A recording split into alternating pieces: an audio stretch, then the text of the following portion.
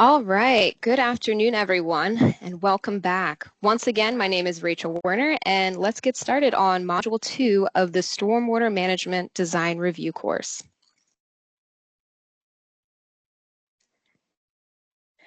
Here is the agenda for today.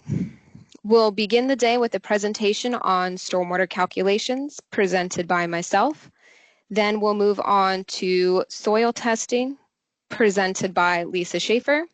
And lastly, green infrastructure, focusing on the GI fact sheet, also presented by Lisa Schaefer.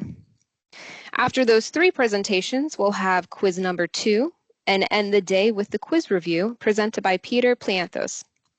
We'll also take a quick break somewhere in between all that. So let's get started with our first presentation for today, which will cover stormwater calculations. Everyone's favorite part, right? Well, it is my favorite part, so hopefully I can make it enjoyable and fun for everyone. And again, my name is Rachel Werner. So this material is included in this course because DEP has found from previously conducted audits of MS4 permittees that stormwater calculations are oftentimes not performed correctly. So while most of you are probably familiar with these methods, as evidenced by incorrect calculations in some of the projects submitted for audits, we're including this brief review in this course. Please note that later presentations in Module 3 will highlight some of the common errors we see, as will the example projects in Module 4. Presentation goals. The first goal of this presentation is to understand the Natural Resources Conservation Service, or NRCS, methodology, formerly referred to as TR55, and how it is used to calculate the peak flow rate and volume of runoff and to produce hydrographs. The next goal is to actually use the NRCS methodology to calculate the volume of runoff. The third goal is to calculate the time of concentration, and we'll cover some of the examples from Chapter 5 of the BMP manual. Next, we'll take a more detailed look at hydrographs and rainfall distributions. Then we'll cover how to use the NJDEP two-step method for calculating runoff from an unconnected impervious area. And lastly, we'll discuss when exfiltration may or may not be used in stormwater calculations. So first, we'll take a closer look at the NRCS methodology. Per New Jersey Administrative Code 7:8-5.7, the design engineer shall calculate runoff using the NRCS methodology as described in the National Engineering Handbook, or NEH, and as additionally described in Technical Release 55, or TR55. However, please note that the TR55 manual has been superseded by Part 630 of the National Engineering Handbook. And if you are using the TR55 manual, you will be using outdated equations and values. A link to the NEH is provided at the bottom of the slide for that reason. As mentioned before, the NRCS method is used to calculate the peak flow rate and volume of runoff and to produce hydrographs, which are flow of water over time.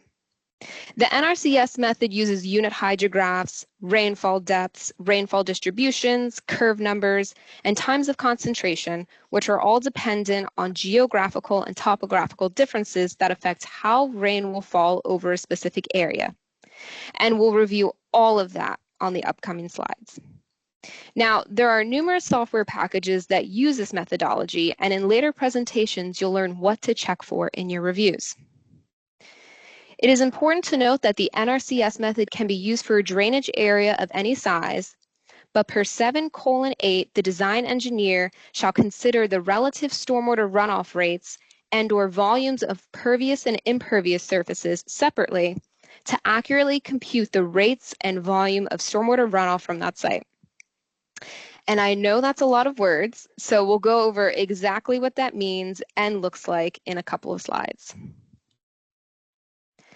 The NRCS methodology uses the curve number, or CN, runoff equation to calculate the runoff depth, Q, in inches, where P is the rainfall depth of whatever storm we are looking at, S is the potential maximum retention, which is the maximum infiltration capacity of the land surface and soil, and that value is based on the curve number, which we will go over on the next slide. IA is the initial abstraction, which assumes 20% of S is intercepted or infiltrated before runoff actually occurs. This equation then simplifies to the one on the bottom right of the slide. So what does this equation tell us? It tells us that not all of the rain that hits the ground actually turns into runoff. The curve number, once again abbreviated CN, is an empirical parameter used for predicting infiltration and direct runoff from rainfall. CN is a function of the hydrologic soil group, or HSG, and the land cover, such as woods, open space, agricultural use, impervious, etc. HSG-A is the most permeable soil group and produces the least amount of runoff when thoroughly saturated. The designations then go alphabetically from B to D, with D being the least permeable soil group and having the highest runoff potential. The preliminary HSG classification can be found on the NRCS Web Soil Survey website, but further investigation may be necessary. And Lisa will dive deeper into all of this in the next presentation. Once you have determined your HSG, or are using the defaults that are allowed, you can determine the CN value to input. Shown on the right side of the screen is Table 9-5 from the National Engineering Handbook, which details runoff curve numbers for urban areas. Now, there are other tables for agricultural lands, arid and semi-arid rangelands, Puerto Rico and Hawaii, but these are the curve numbers you will see the most. Generally speaking, the larger the CN, the more runoff volume. That is why the CN increases as the HSG goes from A to D, and why the CN increases as imperviousness increases.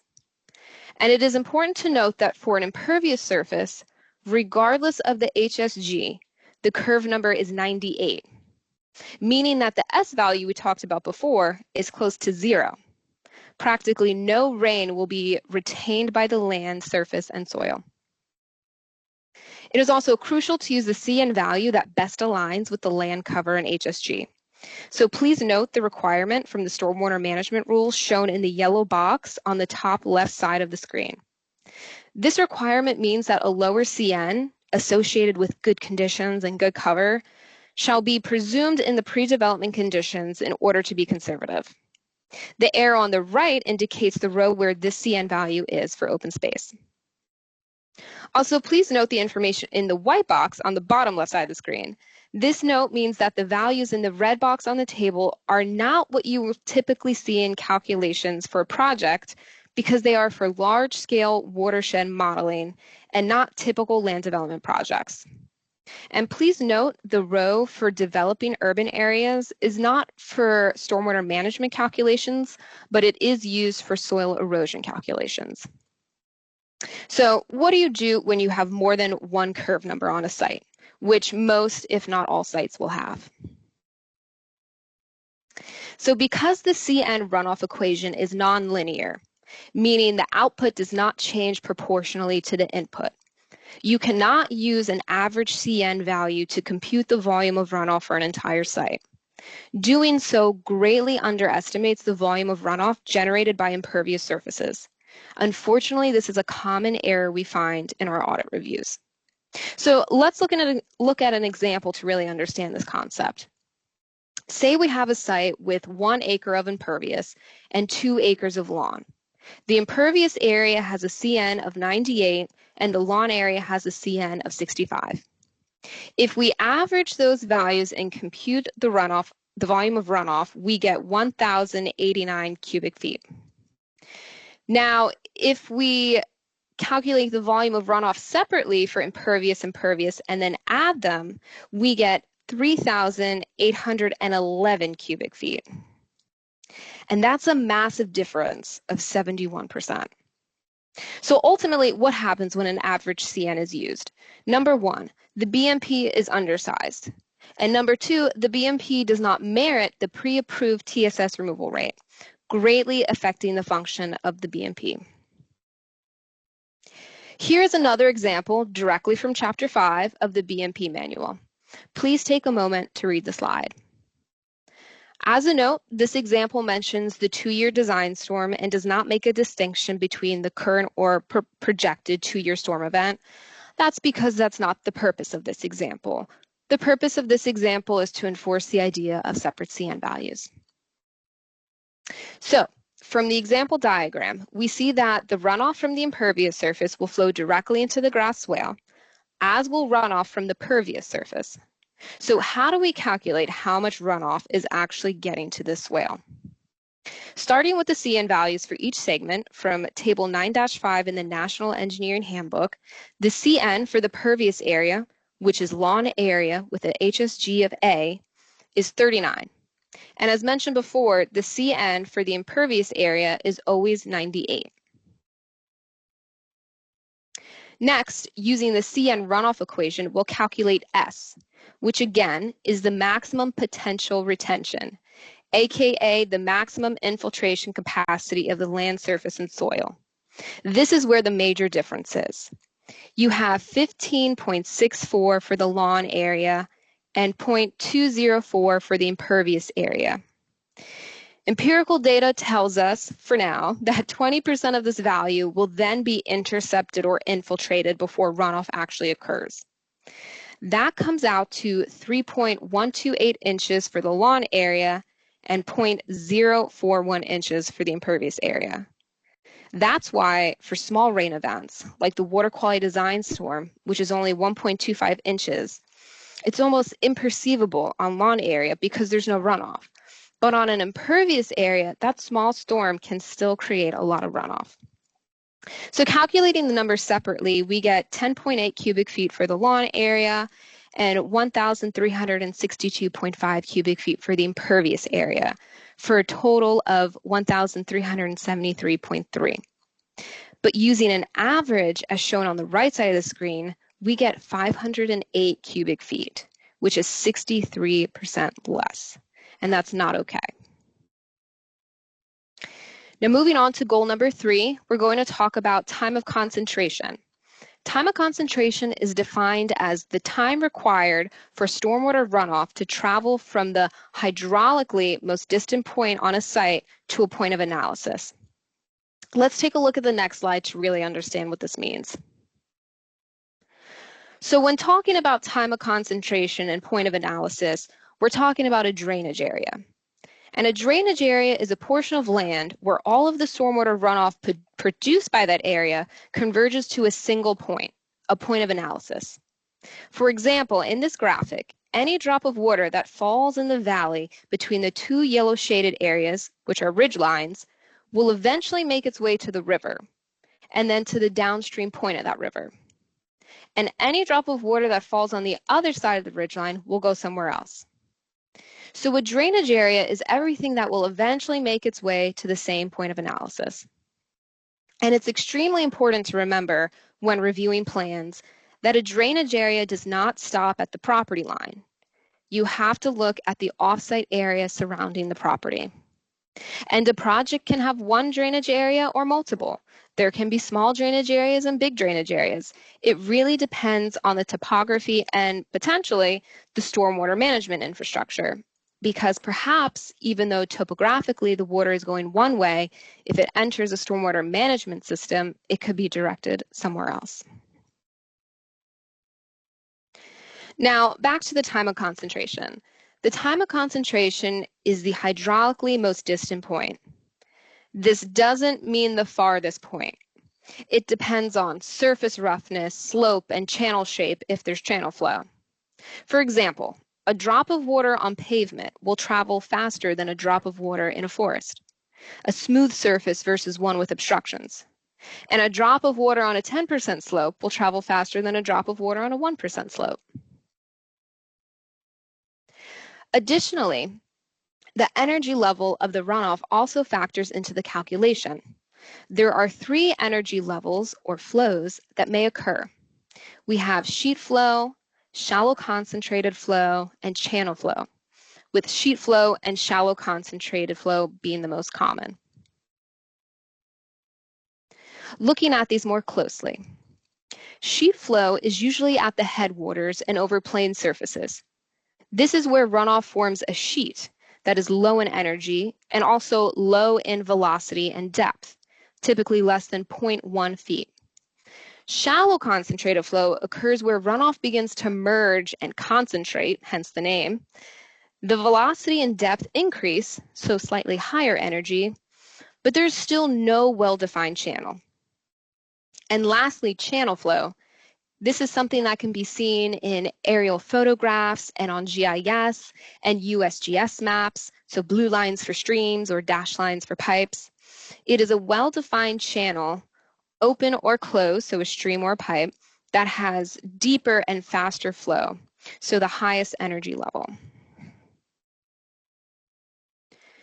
Now that we've covered the properties that affect the time of concentration and the types of flow you can expect to see, let's take a look at the actual equations. From the National Engineering Handbook, the velocity method can be used to calculate the time of concentration. This method assumes that the time of concentration is the sum of travel times for each segment of flow along the hydraulically most distant flow path. And we'll talk about what a segment is over the next few slides. In the meantime, please note that there is no longer a minimum time of concentration. Per Chapter 5 of the B&P manual, there used to be an assumed minimum of 6 minutes, but now you have to accurately calculate the time of concentration for each drainage area.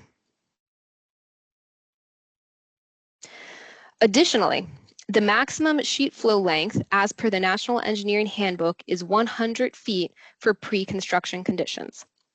However, the sheet flow can be less if there is a physical constraint that prevents sheet flow from occurring, such as coming into contact with a curb, a swale, or an inlet. But the maximum is 100 feet.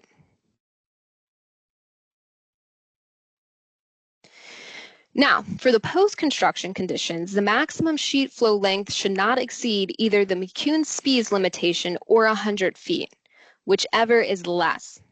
And the equation to calculate the McCune-Spies limitation is noted under the second bullet, where L is the sheet flow length, S is the slope, and N is the Manning's roughness coefficient. So if the sheet flow length calculated by the McCune-Spies limitation criteria is less than 100 feet, you have to use that length. But if the sheet flow length determined by the McCune-Spies limitation is more than 100 feet, the sheet flow length must be limited to that 100 feet. And remember, the sheet flow length can be less than both of these values if there's a physical constraint that prevents sheet flow from occurring, just like in the pre-construction conditions.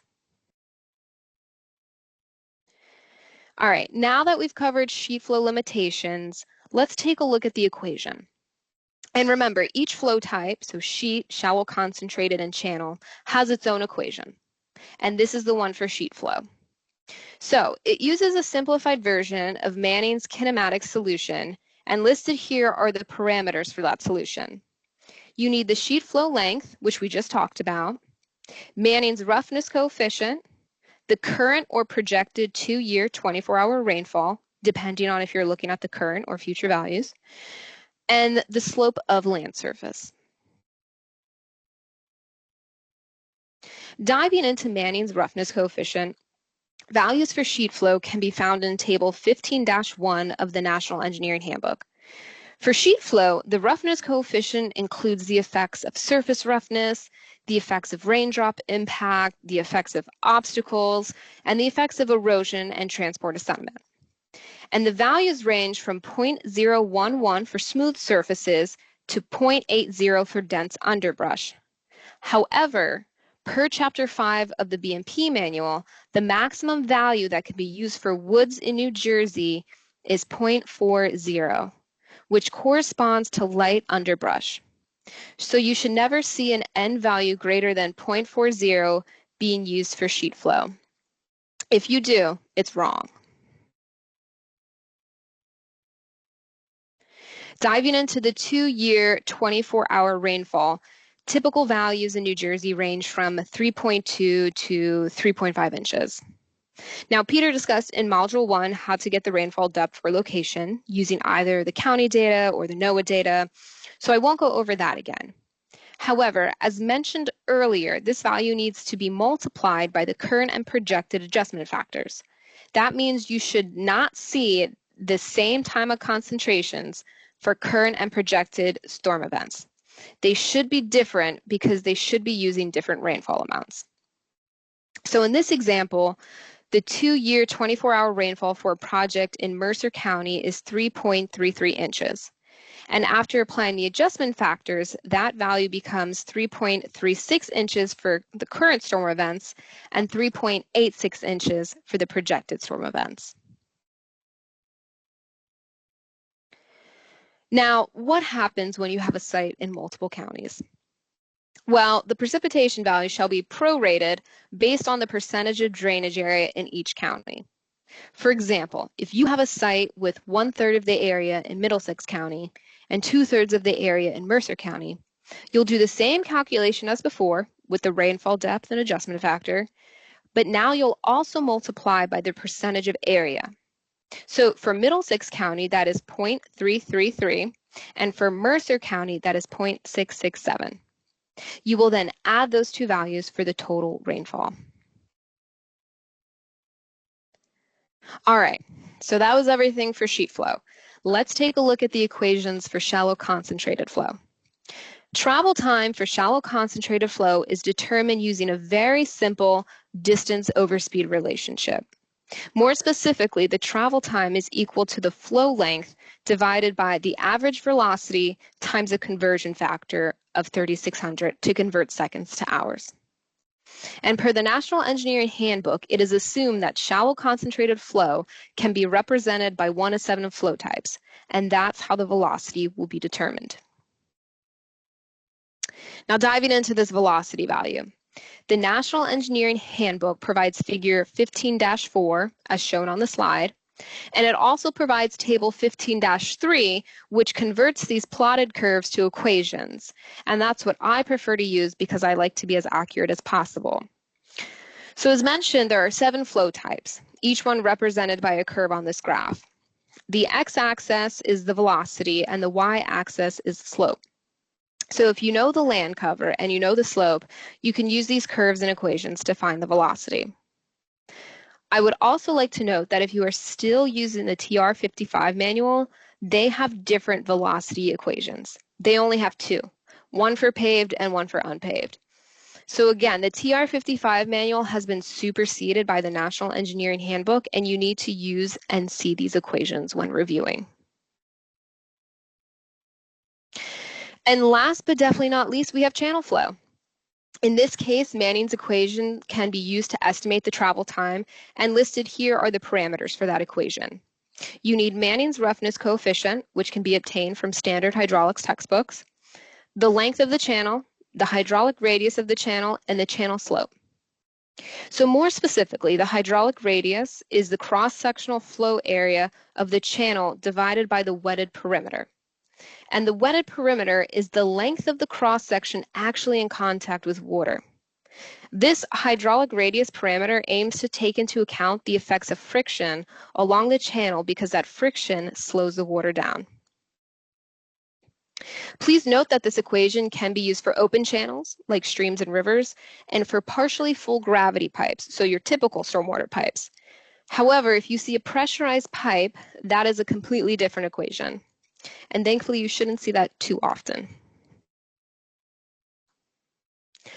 All right, so now that we know how to calculate the time of concentration, let's look at an example.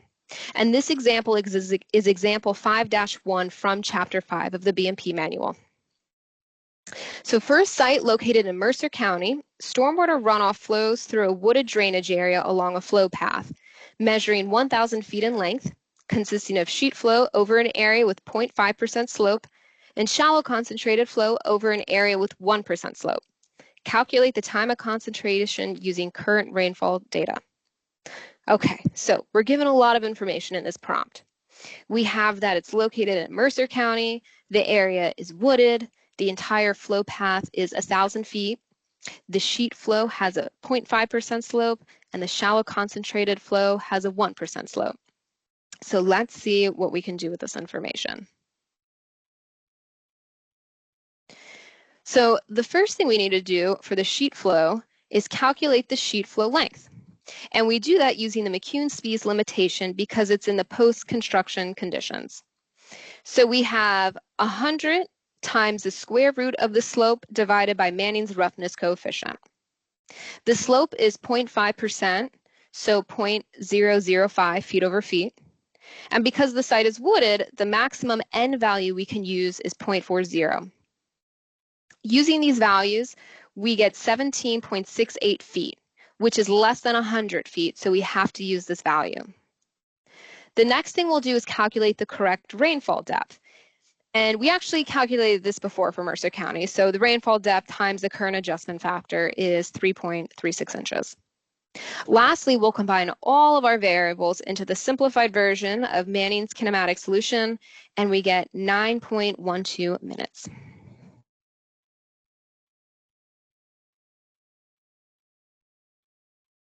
Now, because the entire flow path is 1,000 feet, but the sheet flow was only 17.68 feet, we have to calculate the travel time for shallow concentrated flow over the remaining 982 feet. Using figure 15-4 from the National Engineering Handbook, we know that the land covers woods, and we know that the slope is 1%, or 0.01 feet over feet.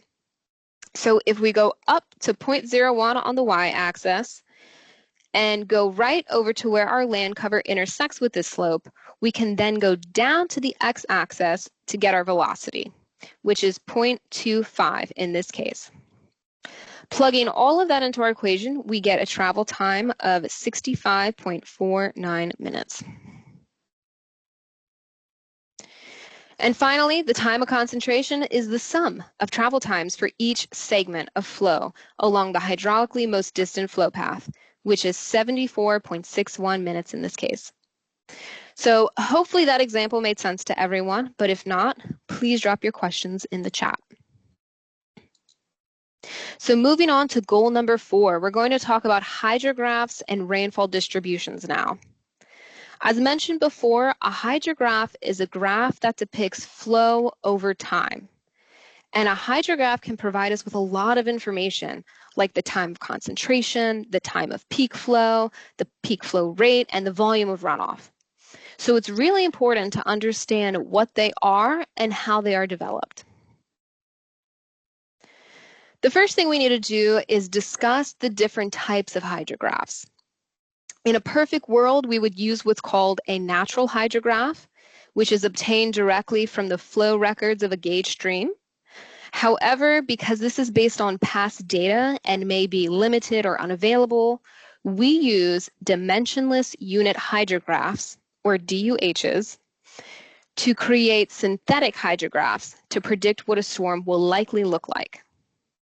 A dimensionless unit hydrograph is basically a template or shape of how a watershed responds to rain. It doesn't have actual numbers yet. It just shows the pattern of rising and falling runoff, and they are based on generalized empirical data.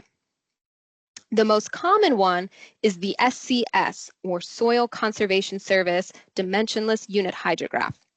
But there are other regional ones as well, such as the Delmarva, which stands for Delaware, Maryland, and Virginia, which takes into account some regional characteristics. These dimensionless unit hydrographs are then scaled based on watershed area, rainfall depth, and duration to produce a synthetic hydrograph. Now, taking a closer look at what this graphically looks like. The SCS unit hydrograph is the orange curve. The corresponding rainfall event is the blue shaded box. And the timing of the hydrograph is based on the time of concentration, which is highlighted in yellow. It is important to note that even after rain falls, it takes time for water to travel through the watershed and produce the peak flow at the outlet. And this delay is called the lag time. And the area under the hydrograph is the total volume of runoff produced by the site in response to the rain. So this dimensionless unit hydrograph has a peak rate factor, or shape factor, of 484, which means that 48.4% of the total runoff volume is discharged before the peak time, which is shaded in purple. And 51.6% of the total runoff volume is discharged after the peak time. and the time of peak flow and the peak flow rate occur at the maximum height of this hydrograph. Now, when reviewing stormwater reports, you should be able to find the shape factor somewhere, usually on the printouts from the hydrology software. So this is an important thing to check. As mentioned before, the second most common dimensionless unit hydrograph in New Jersey is the Delmarva. Now, the Delmarva is suited for flat coastal areas, and shown here is a comparison of the SCS and Delmarva. What can you tell me based on this graph? The peak flow rate is a lot lower, but the time is a lot longer. This is because the Delmarva has a shape factor of 284 or 285, depending on the software, meaning 28.45% of the total runoff volume is discharged before the peak time. It is also important to note, however, that the total volume of runoff is the same between the two hydrographs. So, when do you use one over the other? As mentioned before, the Delmarva is particularly suited for flat coastal areas with slopes less than 5%, typically the coastal plain physiographic province of New Jersey, aka South Jersey.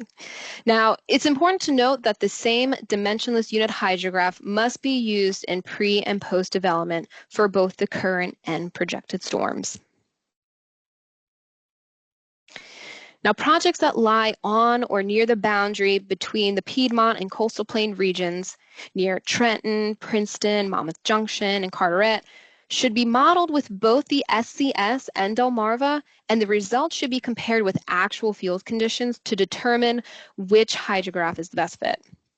The Municipal Stormwater Management Plan, where the site is located, may also include this information.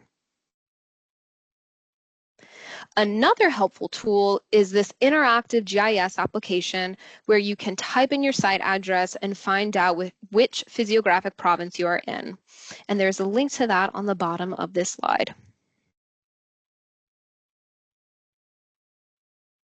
So, when not to use the Delmarva? The Delmarva cannot be used outside of the coastal plain. It cannot be used in the sizing of an MTD because it will underestimate flow rates. And it cannot be used when coastal plain characteristics do not actually exist. So yes, maybe the site is physically within the coastal plain region, but if it is a completely paved site or has slopes greater than 10%, the SCS should be used to better model this. So, in addition to the rainfall depth, or the amount of rain, we need to know how rain falls during a storm. And this is called rainfall distribution. To achieve the goal of estimating a rainfall event for design and planning purposes, between 1961 and 1977, NRCS developed synthetic rainfall distributions from historical records for the different regions of the country. The basic shape of the distributions all assume rain starts gently, increases in intensity, and then tapers off, which gives it a bell shape. So specifically in New Jersey, we used to use the type 3 distribution. Now there are NOAA C and NOAA D distributions, and you can expect to see higher peak flow rates with these distributions. So these distributions used to be solely based on county, as you can see on the screen. But now the distributions don't exactly follow county lines. So this is something you will have to check when you are reviewing. And the map shown here is available in Chapter 5 of the B&P manual. The red shaded area is NOAA C, and the yellow shaded area is NOAA D. And if you have any questions or concerns about what region your project falls in, please reach out to us. All right, so now we are going to do an in-depth example of how to apply the adjustment factors. Step 1 is to go to the URL under item A. This is the NOAA PDF server that Peter talked about during Module 1. Step 2 is to select the proper drop-downs for what we want. The data type should be precipitation depth, the unit should be English, and the time series type should be partial duration. Step 3 is to select the location. You can do this by coordinates, station, or address. But looking back at the prompt for this example, it says the site is located at Trenton Station 2. So because we are looking for Trenton Station 2, we'll select that from the station dropdown. Step 4 is to locate the 2, 10, and 100-year depths for the 24-hour storm as highlighted on the screen. You can do this by scrolling down the web page and selecting the PF tabular option under the precipitation frequency estimates. And step 5, the last step, is to apply the adjustment factors from table 5-5 of 7:8. This site is located in one county, Mercer County, and we're looking for the current adjusted rainfall per the prompt. So we'll just need to apply the current adjustment factors for Mercer County. For example, the 2-year storm, the depth from NOAA is 3.33 inches, and the current adjustment factor from 7:8 is 1.01. Multiplying these, we get 3.36 inches. The same process should then be repeated for the 10 and 100-year storms. Please note that Chapter 5 of the BMP manual provides even more guidance on how to use the NOAA PDF server.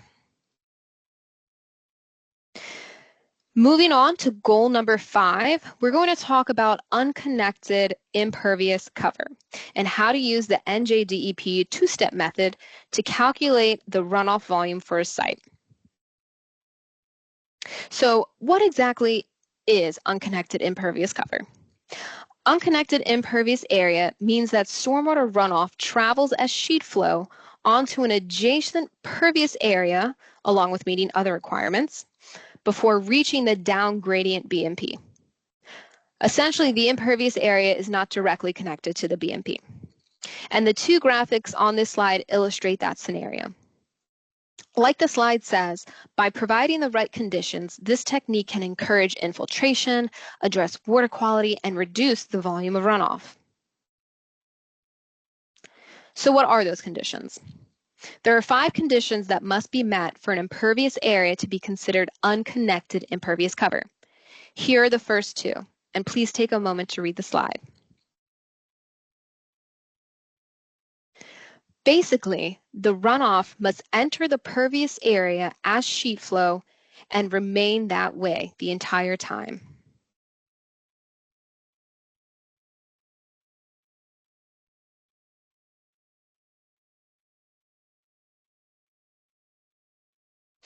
And the last 3 conditions basically ensure stability and maintain sheet flow as well. For this reason, the maximum slope of down gradient pervious area is 8%.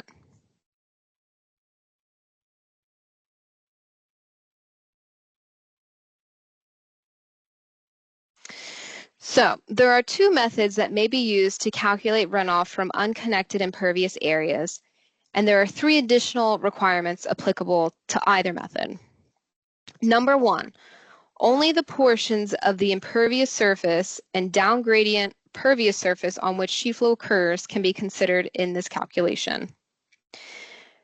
Number 2, the maximum sheet flow length along the impervious surface is 100 feet. And then number 3, the minimum sheet flow length along the pervious surface is 25 feet. The 2 methods to calculate runoff from unconnected impervious areas are, number 1, the NRCS composite CN with unconnected impervious method, and that's from Chapter 9 of the National Engineering Handbook and has a 30% limitation on the ratio of impervious area to total area. And number 2, the one we're going to talk about, the NJDEP two-step method, which we'll go over now. So we're going to dive right in with an example. In this example, we have a 25-foot impervious area, which meets the 100-foot maximum requirement, and a 75-foot down gradient pervious area, which meets the 25-foot minimum requirement. The impervious area has a CN of 98, and the pervious area has a CN of 39. The 2-year design storm depth is 3.5 inches, and we're going to ignore the adjustment factors for the purposes of this example. We'll assume that it's already adjusted. So the first step is to compute the runoff from the impervious area. And to do that, we will use the CN runoff equation that we talked about in the beginning of this presentation. Plugging in the P2 value and the CN value, we get 3.27 inches. And multiplying that by the surface area, which is 200 feet by 25 feet, we get 1,362.5 cubic feet. The next step is to convert the runoff from the impervious surface to a hypothetical rainfall depth over the pervious surface. And we'll do this by back calculating a P2I value using the surface area of the pervious area, converting units as needed. And doing so, we get 1.09 inches. We then have to add this 1.09 inches to the depth that is falling directly on the pervious area for a total effective rainfall depth of 4.59 inches. So basically adding the typical rainfall depth plus what is coming from the impervious surface. Now, using the CN runoff equation again, we can calculate the total effective runoff depth using this 4.59 inches. And we get 0.125 inches. And lastly, converting this runoff depth to a runoff volume, we get 156 cubic feet, which is a massive decrease from over 1,300 cubic feet. Moving on to our last goal, goal number 6, we're going to talk about conditions for using exfiltration in runoff calculations. So before we dive in, let's talk about what it even means to use exfiltration in runoff calculations. It means that you are proposing an infiltration BMP, and you want to account for the decrease in volume that comes from infiltrating whatever amount of water you are proposing to infiltrate. In order to do that, there are some conditions you have to follow. So here are the first requirements for using exfiltration in routing calculations. As listed on pages 7 and 8 in Chapter 5 of the BMP manual, generally speaking, exfiltration is only allowed for certain small-scale GI BMPs that infiltrate runoff. Additionally, all soil testing must follow Chapter 12 requirements, which will be further discussed in the next presentation. All design criteria as provided in the respective chapter of the BMP manual must be followed, and pre-treatment must be incorporated unless specifically stated otherwise in the BMP manual. An exception would be for BMPs whose contributory drainage area is less than 1 acre. So let's talk about pre-treatment a little more, because that requirement extends beyond just using exfiltration in the routing calculations. Pre-treatment is an important design criteria for all BMPs. And if you do not see pre-treatment listed under the basic design criteria for a particular BMP, it's under the type-specific design criteria, but it's in there. So starting with roof runoff. Roof runoff can be pre-treated by certain measures listed here and on the pages listed in the bulleted text. And here are some graphics taken from Chapter 9.1 showing the devices that can be used to pre-treat roof runoff. We have leaf screens, first flush diverters, and roof washers. However, the requirement for pre-treatment of roof runoff can be waived under the conditions listed here. For example, a building that is significantly higher than any surrounding trees and does not have a vegetative roof should not need the pre-treatment. However, in making this determination, the review agency must consider the mature height of any surrounding trees. And this waiver does not apply if the roof runoff commingles with other stormwater runoff. Now, when using another BMP for pre-treatment, it must be designed in accordance with the design requirements outlined in its respective chapter. So always check the BMP manual for specifics.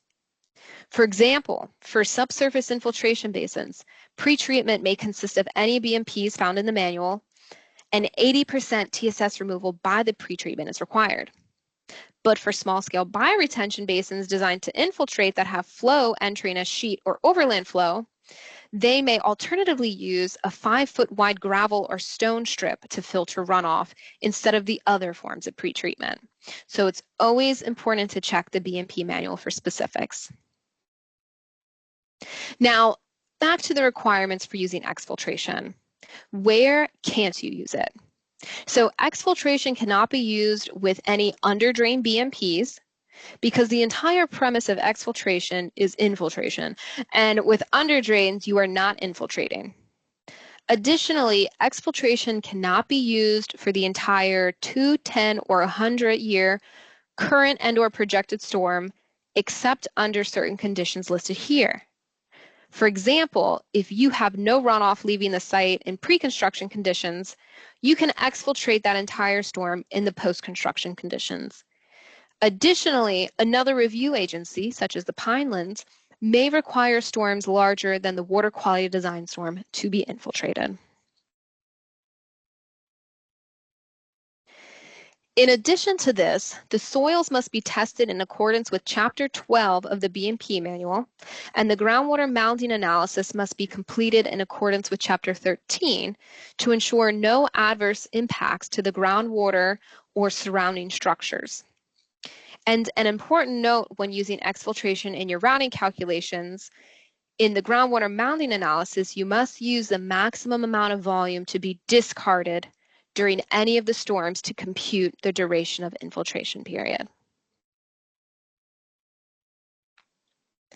And here are some additional things you need to know about groundwater mounding. The groundwater mounding analysis has determined that an adverse impact will occur if the resulting groundwater mound reaches the bottom of the BMP, or if the temporary localized increase in the water table encroaches upon a building or another structure, including any septic systems. So when an adverse impact is the result, further modifications to the size of the infiltration area of the BMP or reductions in the exfiltration rate must be performed until the adverse impacts are eliminated. A groundwater mound that reaches the bottom of the BMP means that the hydraulic gradient is reduced, which is another way of saying that the BMP cannot infiltrate runoff as fast as originally expected. So you will have to redo the routing calculations to calculate new peak flow rates.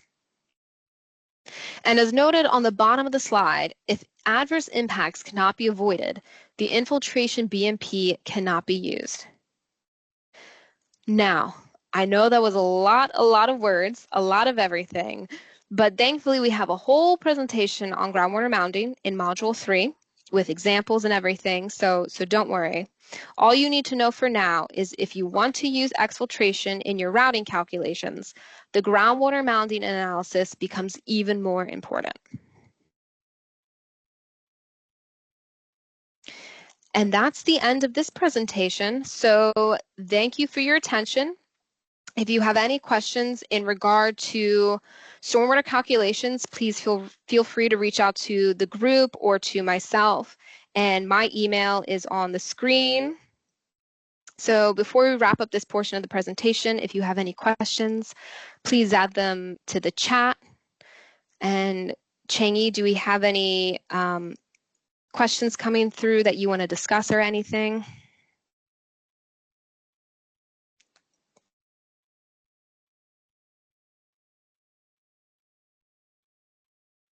We have some questions. I am still working on that. So Okay. yeah, so we can continue our program Okay. to soil testing. Thank you. Okay, perfect. Yeah. Up next is Lisa, and she will discuss the soil testing.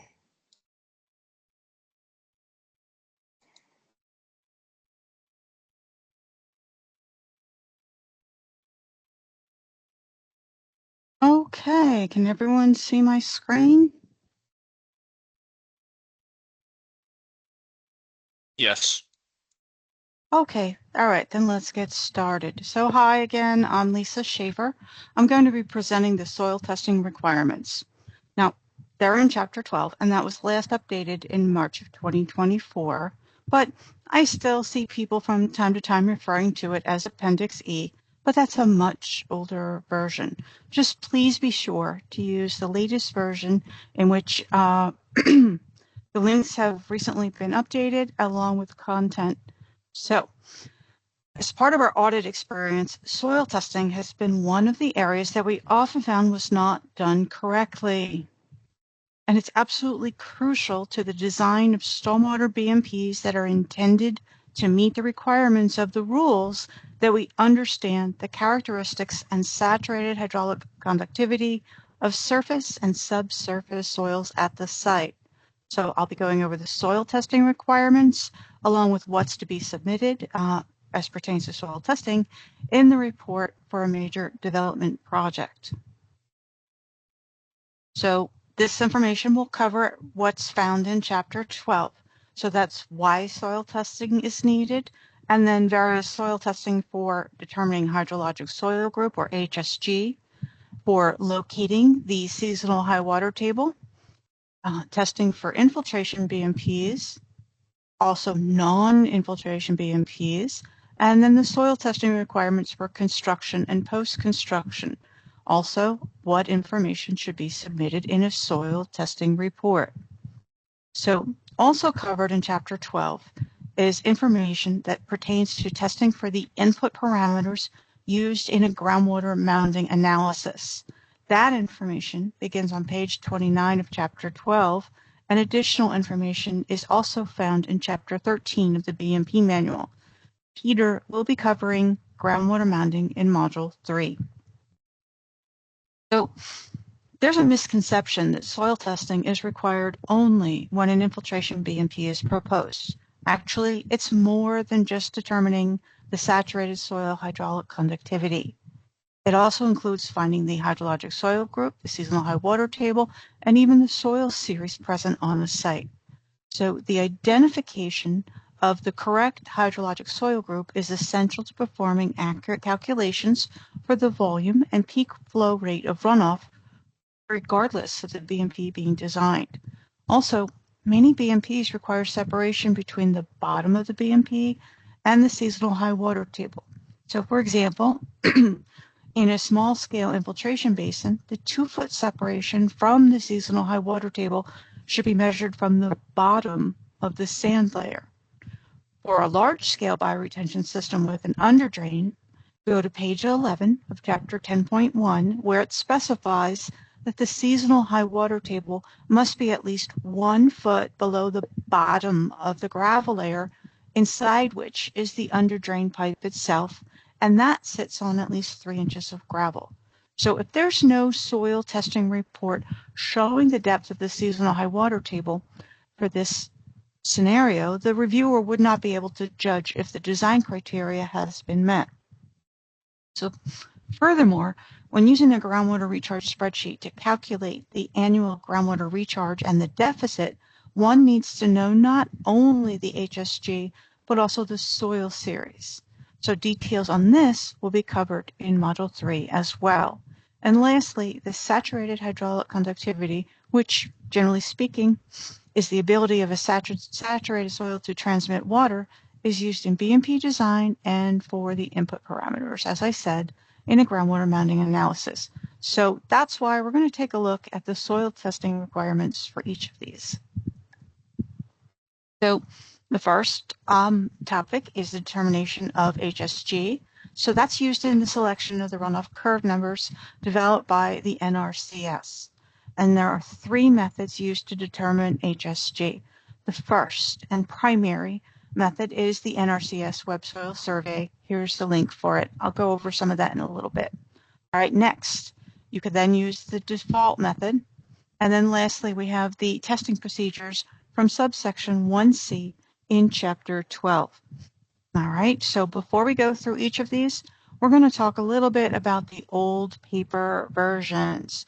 And we checked with the NRCS, and they indicated that they are no longer updating those old documents.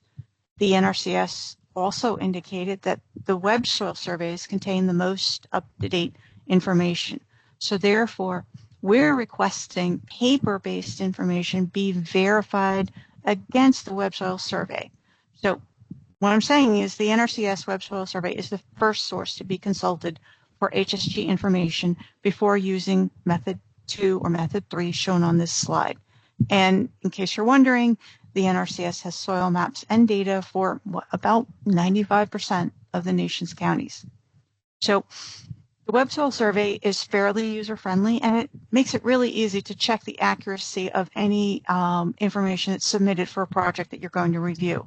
So if this information is omitted from the submittal package, you knowing how to get the survey information allows you to continue checking maybe other parameters while you're, without having to wait for one to be submitted and then go back and forth. Okay, so you can sort of see what else needs addressing. All right. So once you're on the Web Soil Survey website, click on the green Start WSS button. After clicking the Start button, you're going to begin with your Area of Interest, or AOI. The tab is circled in red on the left, and then you're going to zoom in to the project location using the icons here in the yellow oval, or you could click on the address by the green arrow and then enter the address, okay? Then you're going to use the AOI icons in the turquoise oval to either draw a rectangle or a polygon around your site. I personally like to check the accuracy of my polygon against the property survey to check that I got the entire project area. Now, the area information will then appear under the AOI properties pull-down menu on the left of the screen above where it says Quick Navigation. The next tab that you will click on is the Soil Data Explorer tab. It's one of the yellow ones right now because it's inactive, and that's where the blue oval is on this screen. Next, you're going to select that middle tab up there called Soil Properties and Qualities. It's in that light blue oval, and you're going to click on the pull-down menu for the item labeled Soil Qualities and Features that's next to this green arrow, okay? You're then going to scroll down to find the hydrologic soil group, and that's the brownish bar here by this turquoise arrow. All right, so I want to mention that the orangey outlines on the map itself, all right, those are the individual soil mapping units. And soil mapping units are defined as a collection of areas defined and named the same in terms of their soil components. For example, series, or their miscellaneous areas, or both. So each map unit differs in some respect from all others in a survey area, and they're uniquely identified on the soil map. So by following the steps, we're going to see on the next slide that by clicking on the pull-down menu for HSG, all right, you'll be able to select the View Rating button, which is shown inside the black oval. So doing so should open the table listing the HSG for the soils within the selected area that are listed by soil mapping unit, and that's the white table at the bottom right of the slide. The top row in the table is Fort Mott Loamy Sand, which has a rating of A and covers, and covers the area shown on the right side of the table. The coverage is 27.8 acres. The second row is Galloway Loamy Sand, and we see a double rating on this part of the table. All right, for soils with dual HSG ratings, those are the A/D, B/D, or C/D. The first letter applies to the drained condition, and the second applies to the undrained condition. So the appropriate choice of HSG depends on whether or not your site's been drained, and further investigation is necessary, and I'll discuss that in a little bit. So moving down the table to where I've drawn the red box, you're going to notice that little light greenish gray rectangle. All right, there's no ratings there. These rows correspond to two areas of the map that are similarly shaded with the gray-green color that are inside those dashed red ovals. Now, a lack of rating often happens in urban areas where the soil might have been disturbed or the area's been filled with construction materials. And when there's no HSG rating, you're going to see the letters UR inside your map, okay? And you're going to get a message that the rating cannot be displayed. In this case, the soils in the undetermined HSG and soil series may be determined by the default method, and the procedures that are identified in subsection 1C of Chapter 12, and I'll get to those in a little bit too. So if it's known that the site's been filled with construction materials, debris, or something other than the soil shown in the soil survey map, you may not solely rely on the HSG information shown in the web soil survey. You'll have to use the other methods to determine the HSG. So where HSG information from the soil survey is unavailable, default HSG values may be used for runoff computations for pre and post development conditions. So hydrologic soil groups in urban areas are often unknown, and so in many instances you use the default method.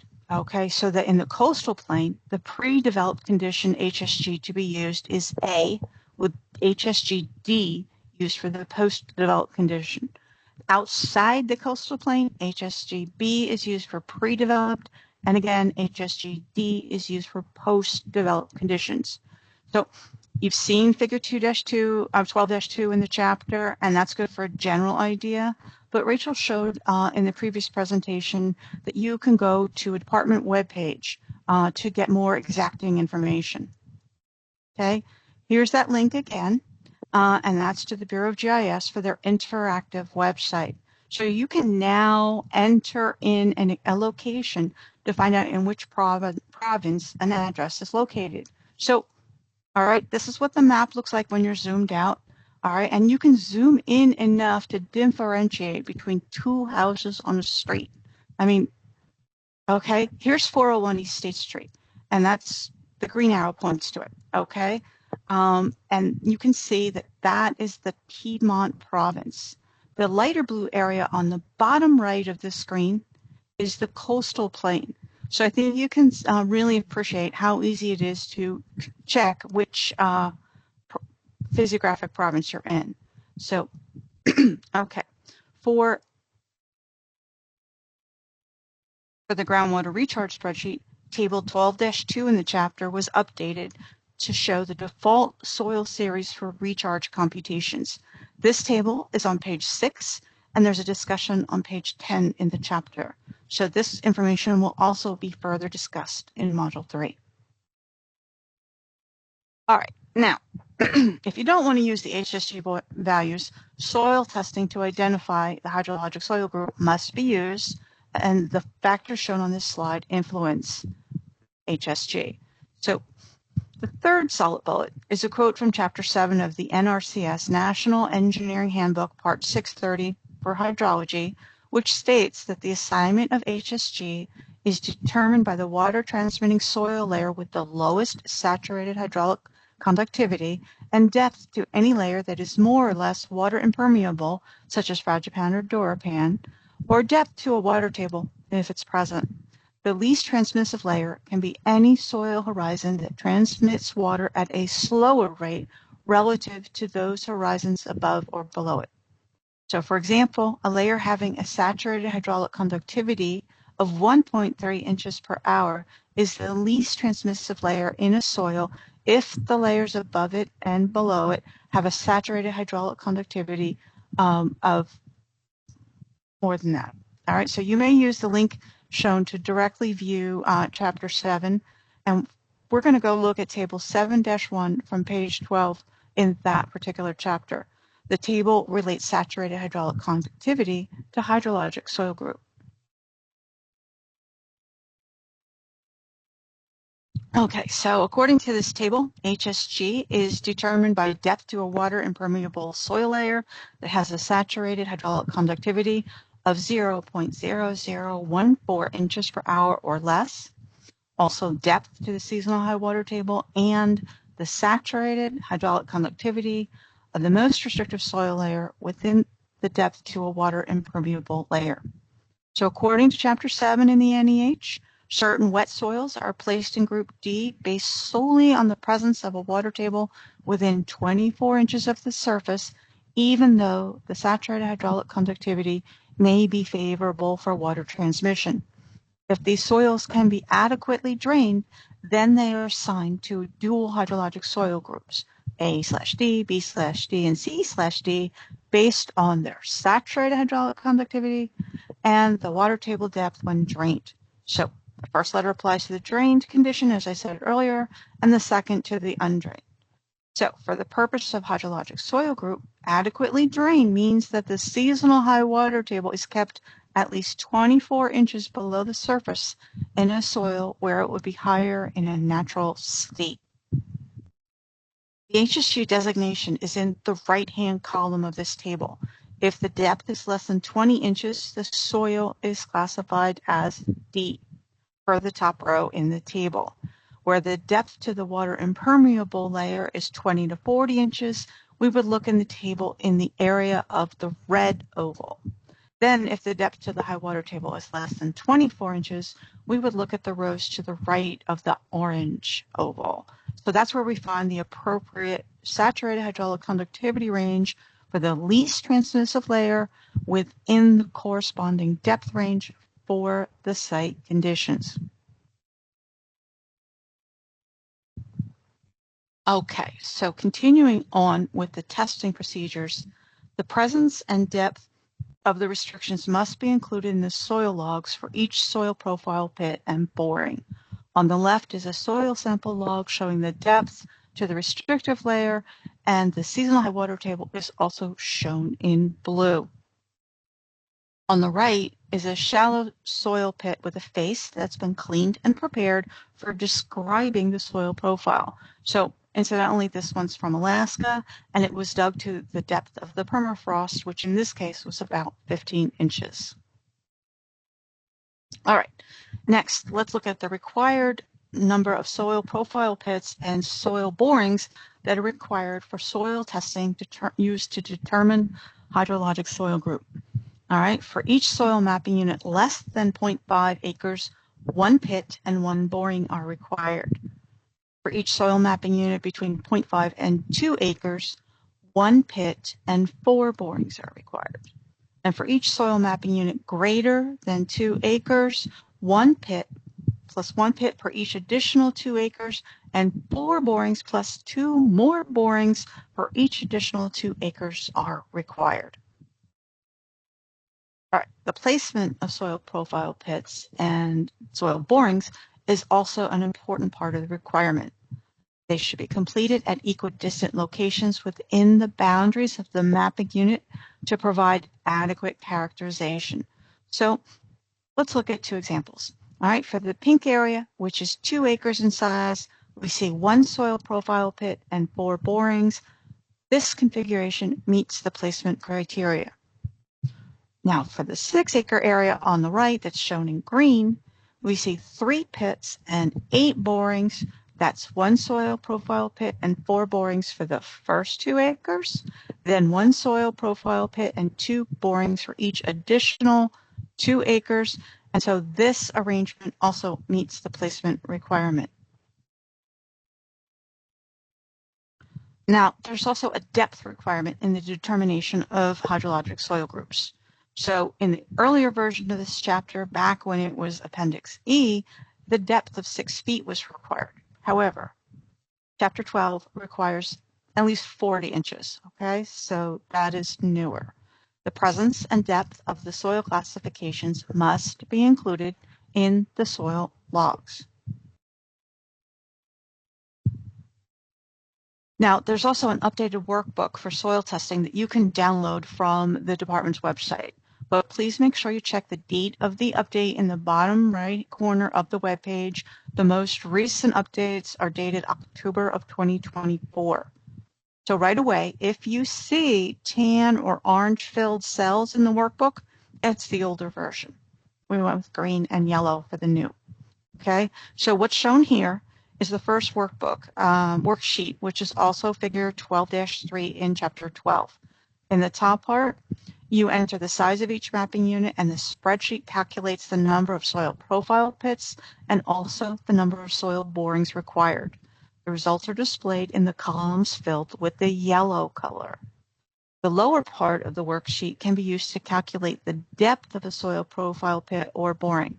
And based on the information entered, in the event the seasonal high water table is within 24 inches, a message will be displayed that there are HSGD soils. Okay, so next we're going to look at the requirements for soil testing to determine the location of the seasonal high water table, and this is found in subsection 1D of chapter 12. Okay, so everybody abbreviates it. Seasonal high water table is abbreviated as SHWT. All right. So, pursuant to Table 5-1 in the rules, testing for seasonal high water table is not applicable to BMPs such as blue and green roofs as they're constructed as above-grade BMPs, plus the others where no separation is listed in the table. But you need to take note that testing to determine the location of the seasonal high water table is required for those BMPs with underdrains and grass swales, and as can be expected, BMPs designed to infiltrate.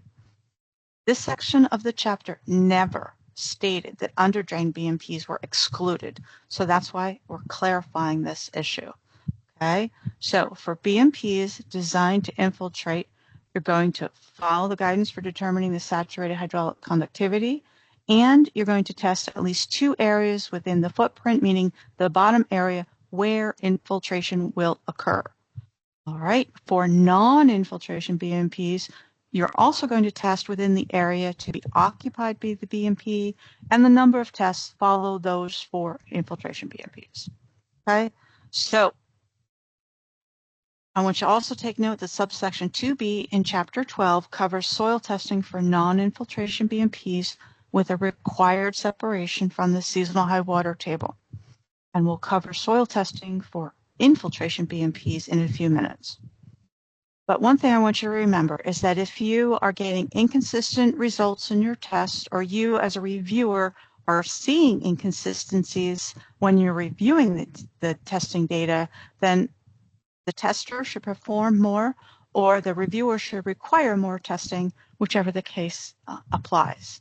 Now, I've also prepared a graphic to illustrate when certain testing and resource data may be used to determine the seasonal high water table. Timing's everything when testing to determine the seasonal high water table location. So this slide should help clarify some misunderstandings about when to perform soil testing for this purpose. All right. Again, subsection 1D in the chapter covers this, and we've updated it for further clarification. So when you set out to determine the location of the seasonal high water table, there's a sharp divide in how you determine where it's located, and this is based on your observation. That is, the features you see depending on the time of year the exploration is made. So the next few slides will fill in some details on this graphic. All right, and that also, the information is in Chapter 12, start on page 11. All right, we're going to start with the simple case, meaning what applies when the answer to the question of whether modeling observed is yes.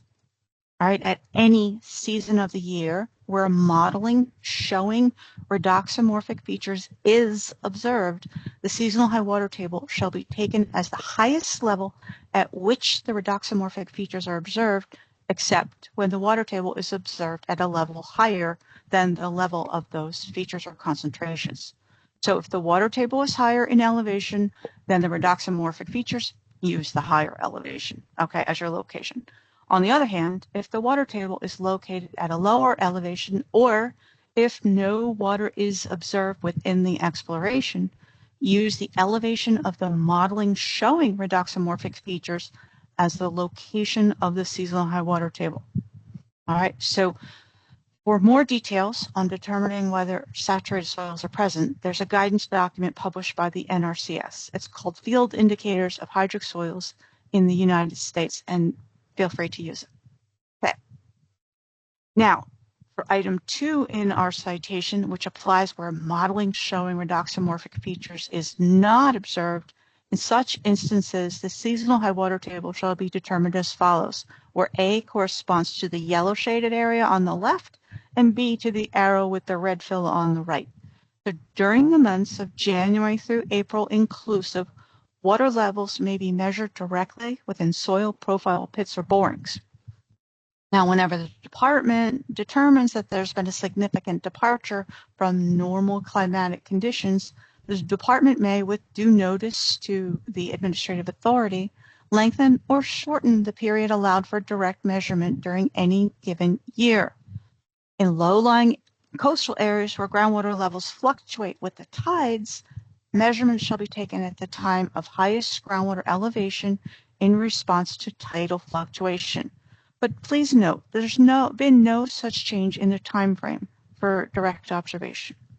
Okay, during other times of the year, the depth to seasonal high water table is obtained from the NRCS Web Soil Survey, provided that the soil series present at the site is identified based upon a comparison of the soil profile morphology observed within a soil profile pit and the soil profile description provided for the soil series in question within the NRCS Web Soil Survey.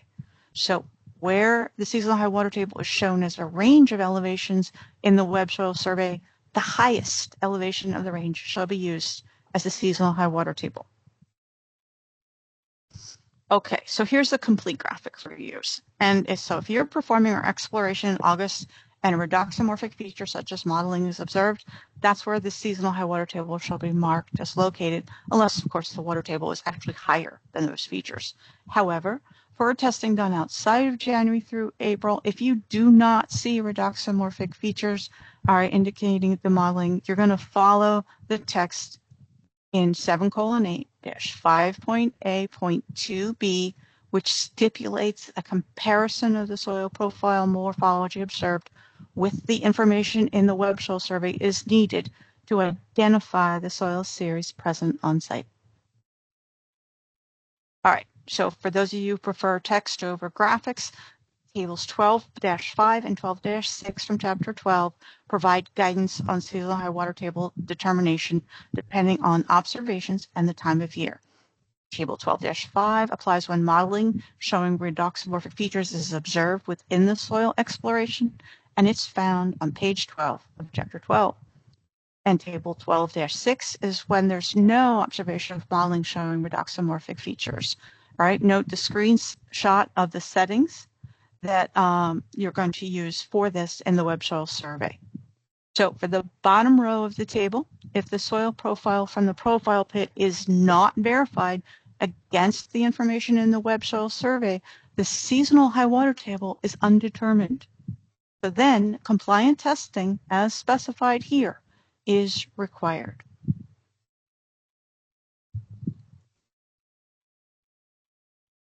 All right, as I said earlier, the department's created some template worksheets. They may be used for recording soil testing findings, where the third worksheet of the workbook may be helpful in this case. All right, so these screenshots are also taken, that you see here, are taken from Chapter 12. Go to page 26. Figure 12-8 depicts the top part of the Excel spreadsheet that you could use as the template for a soil profile report. There's also a column for recording soil and morphological observations and one for other notes. A good soil log includes hue, value, and chroma observed to aid in the determination if redoxomorphic features that are indicative of modeling are present. So moving on, we next have the soil testing requirements for BMPs designed to infiltrate.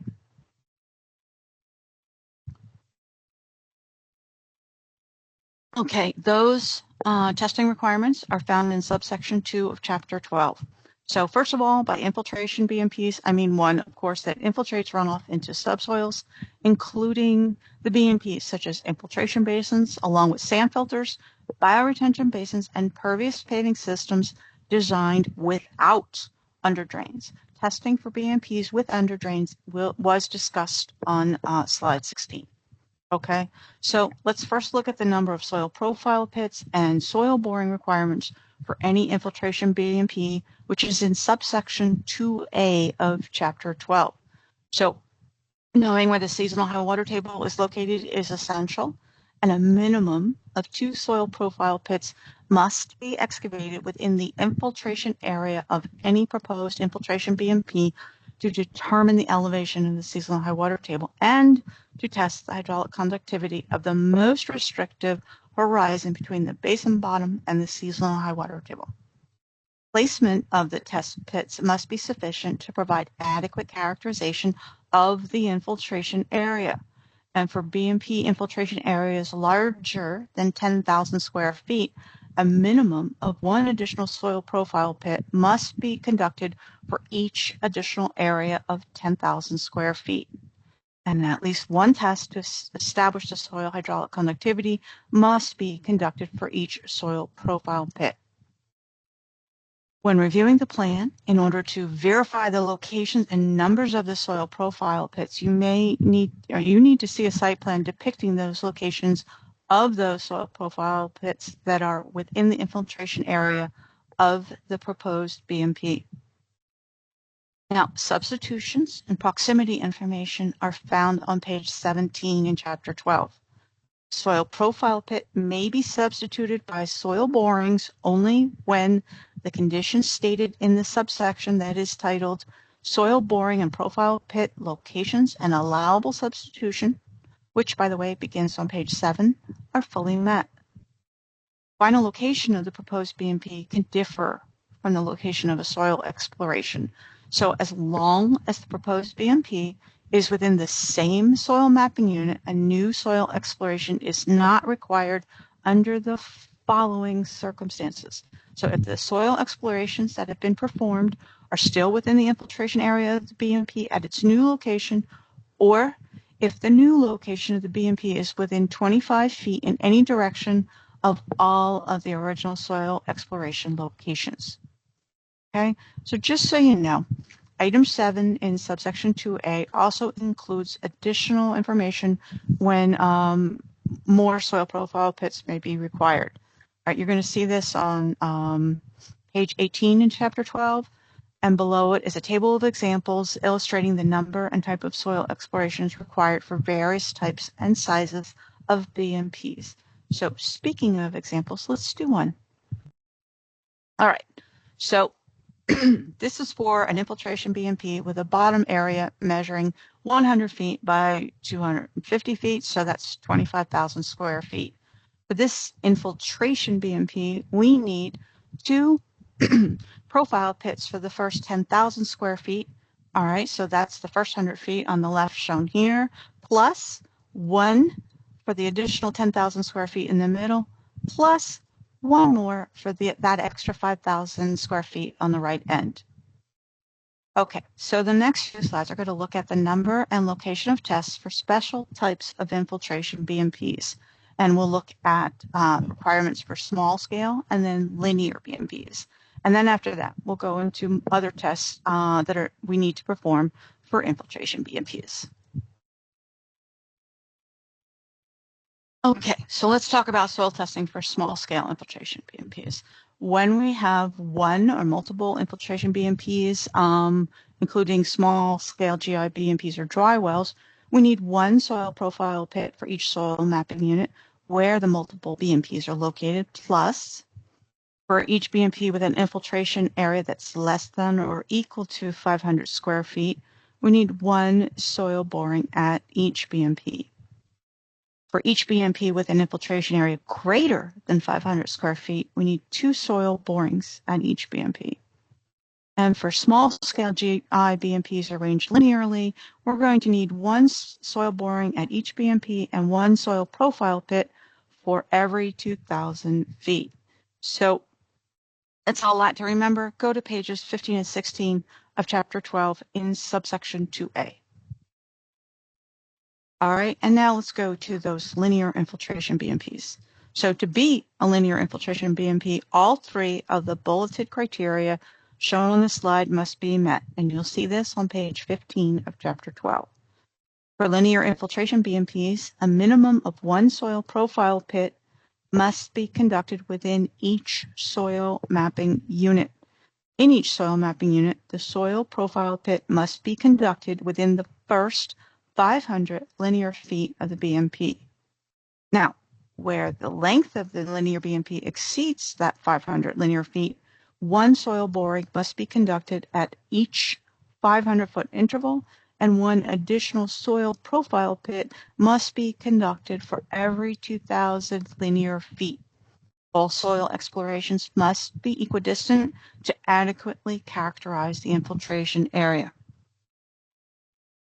All right, so let's do some examples for linear infiltration BMPs, and we're going to have two sites. The first is shown at the top with the two soil mapping units.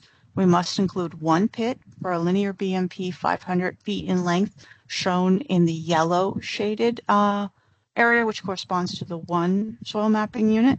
And then we need one pit for the first 500 linear feet of the green shaded area, with one boring for each additional 500 linear foot portion. So as long as 2 pits and 3 borings are performed in this arrangement, this example meets the requirements.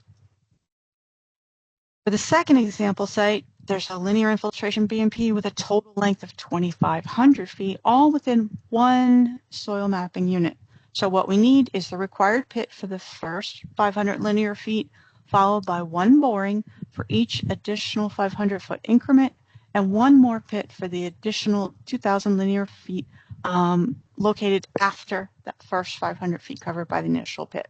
So these examples appear as figure 12.4 in chapter 12 of the BMP manual, if you want to go read that whole area. All right. So let's continue on with other soil tests needed for infiltration BMPs, and those are the tests to determine soil hydraulic conductivity, depending on whether or not soil replacement is proposed. So when no soil replacement is proposed, after determining the numbers and locations of the soil profile pits for infiltration BMPs, you have to decide the depth of the soil profile pit. Then there's the question of which soil layer to select for performing the test for soil hydraulic conductivity. Soil hydraulic conductivity testing must be conducted on the most hydraulically restrictive horizon or substratum above the seasonal high water table or non-fractured bedrock, but located below the lowest elevation of the BMP and above whichever of the following depths is greater: 8 feet below the lowest elevation of the BMP, or to a depth equal to twice the maximum potential water depth in the BMP measured from the lowest elevation of the BMP. So from our audits, the depth to which an exploration extends to locate the most hydraulically restrictive layer is quite often too shallow. I've seen depths of 10 feet when often 11 or 12 or maybe more is needed to meet the requirements. And a mistake like this can affect the performance of the BMP designed to infiltrate. So if soil replacement is proposed beyond the required layers in the BMP, the depth is measured from the elevation of the bottom of the required sand or soil layer. So this requirement means first, the excavation of the soil profile must reach to the required depth, and second, the hydraulic conductivity must be tested on the most hydraulically restrictive layer below the soil replacement or the lowest point of the basin, but above the required soil profile depth. All right, so note that the depth requirement of whichever is greater, the 8 feet or twice the maximum water depth, is measured from the lowest point of the basin bottom or from the bottom of the soil replacement, whichever is deeper. Very often, we've seen the soil hydraulic conductivity test is performed at the top of the soils to be replaced, but not including the depth of the replacement. That's the wrong place to do this. Okay, up next is a discussion of what test methods are acceptable for this type of soil testing. This information is found in section 3 in chapter 12. Soil hydraulic conductivity can be determined using a tube permeameter test, a percolation test, a single ring infiltration test, a basin flooding test, or a modified basin flooding test. So please read the specific conditions published in chapter 12 under which these tests can be used. All right, additional methods of establishing the soil hydraulic conductivity, such as ASTM D3385, the double ring infiltrometer, and USBR 7300-89, the well permeameter method, or other soil hydraulic conductivity tests, that utilize in situ conditions and are accompanied by a recognized published source can be used, such as the Guelph Permeameter, Philip Dunn, which is available at Soil Science Society of America Book Series 5, Methods of Soil Analysis, Part 1. It's called Physical and Mineralogical Conditions, and it's written by Clute from 1986. Okay, so too often in our audits, we've seen that disturbed samples are used for lab testing. So in your reviews, make sure undisturbed soil sampling is performed for soil boring explorations when used in any laboratory-based test. Additionally, when you're performing a soil boring during the soil exploration, the borings must be performed and reported in accordance with ASTM D 1452, which is the practice for soil investigation and sampling auger borings, and ASTM D 1586, which is a test method for penetration test and split barrel sampling of soils. Sampling must be continuous for the entire depth of the soil boring to fully characterize the soil profile. Since the actual saturated hydraulic conductivity rate may vary from soil testing results and may decrease over time, a factor of safety of 2 must be applied to the slowest tested saturated hydraulic conductivity rate to determine the design saturated hydraulic conductivity rate, which is what's then used to compute a BMP's drain time for the maximum design volume, the exfiltration rate for a BMP allowed to use exfiltration in the routing calculations, or the recharge rate in the groundwater mounding analysis. Where any tested saturated hydraulic conductivity rate is 20 inches per hour or more, the maximum design saturated hydraulic conductivity rate that can be used is 10 inches per hour. All right, the test procedures and conversion equations for the test shown here are available in Chapter 12. There's also worksheets for some of these, okay?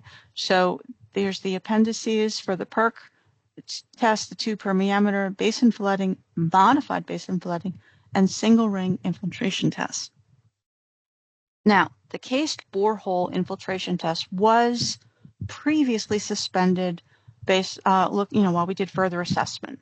So the ASTM standard for this test indicated it's not suitable for cohesionless soils. So upon closer review, the soils for which this test would be appropriate would have saturated hydraulic conductivity ratings below the minimum for an infiltration BMP. And as a result, the test has been removed from Chapter 12. So for the double ring infiltrometer, the well permeameter, and the other permanent testing methods, you can obtain them from the American Society for Testing and Materials, or the organization that's publishing the test method. Okay, for the PERC test, you're going to follow the procedures described in Chapter 12. And the field measured hydraulic conductivity value shall be calculated using the simplified equation that's also in Chapter 12. Now, I want you to take note, though, for this test, step 4B in the test procedure requires one to fill the water to a depth of 7 inches. But the time of recording starts when the water level drops down to 6 inches and then stops when the water in the hole has emptied. All right, there's a second worksheet in that workbook that may be helpful for hydraulic conductivity testing. On the left is the top and the middle portion. That's for the number of profile pits and borings required that, of course, depend on the size and type of the BMP. And on the right is the lower part of the worksheet, and that's for the depth of the testing. So again, the title has been updated, and of course, these are the correct fill colors that you should see, and they correspond to the latest version of Chapter 12. Okay, so moving on to what's covered in Section 4 of Chapter 12. During construction, regular oversight must be provided by the professional engineer to establish that the basin will function as designed. Oversight includes, but's not limited to, the following: a pre-construction meeting with the contractor, confirmation of the proper use of construction equipment, especially to minimize the compaction of the infiltration area, ensuring that the earthwork does not occur within the BMP area when the soil moisture content is above the lower plastic limit, and that the specifications of any replacement soils are met. Also, ensuring that proper precautions are taken to prevent sediment entering the infiltration area during construction, or, where unavoidable, if the basin is to be used as a sedimentation basin, excavation for the sediment basin is at least 2 feet above the final design elevation of the basin bottom. All right. Post-construction soil hydraulic conductivity tests must be conducted to ensure that the installed BMP functions as designed. This is part of the design criteria in many subchapters of the BMP manual. So this testing must be carefully undertaken when all BMP construction that could affect soil hydraulic conductivity has been completed. That includes the use of all construction equipment and the placement of all construction material that may affect soil hydraulic conductivity. So in addition, hand tools and manual permeability test procedures must be used to avoid adversely impacting the soil hydraulic conductivity. The required number of tests are as followed. All right, so they must follow the same requirements as the requirements for pre-construction soil hydraulic conductivity tests. And as for the required test depth, the post-construction hydraulic conductivity test must be conducted at the bottom of the excavation of the BMP before the sand layer or soil bed is placed into the BMP. So the permitted test methods for post-construction testing are, well, it's only the single ring infiltration test, the modified basin flooding test, and the double ring infiltration test, or a similar test that does not require a test hole in the soil layer, are allowed.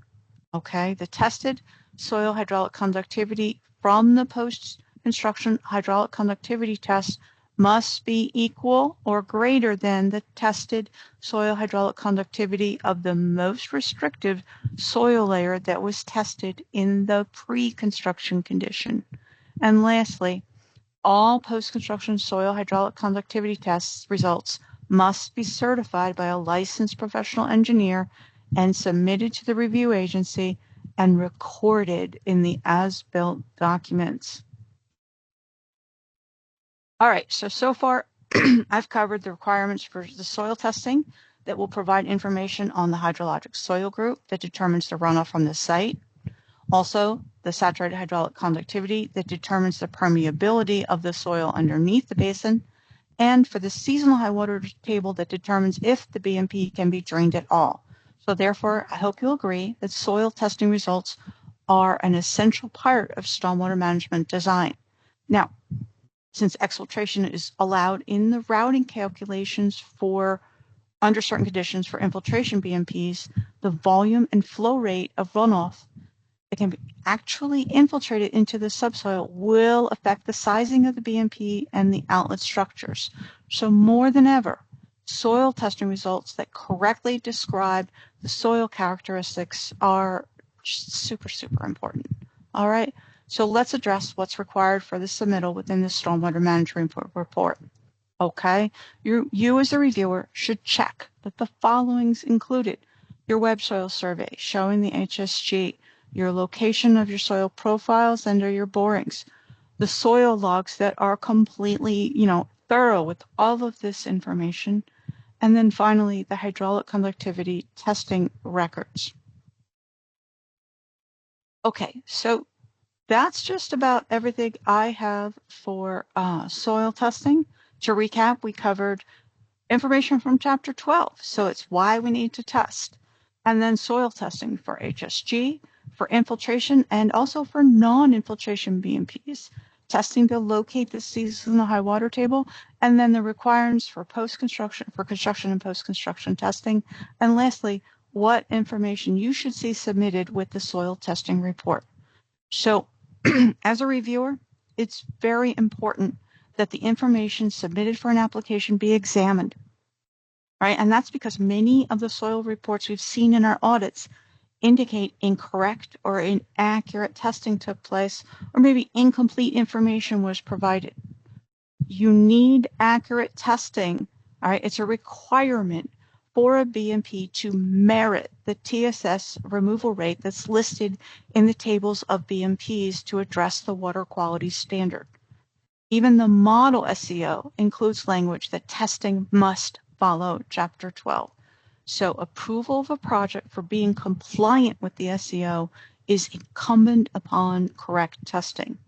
So it's an awful lot, but the reviewer should check each and every part of the soil testing information for accuracy, since this can totally wreck the BMP design.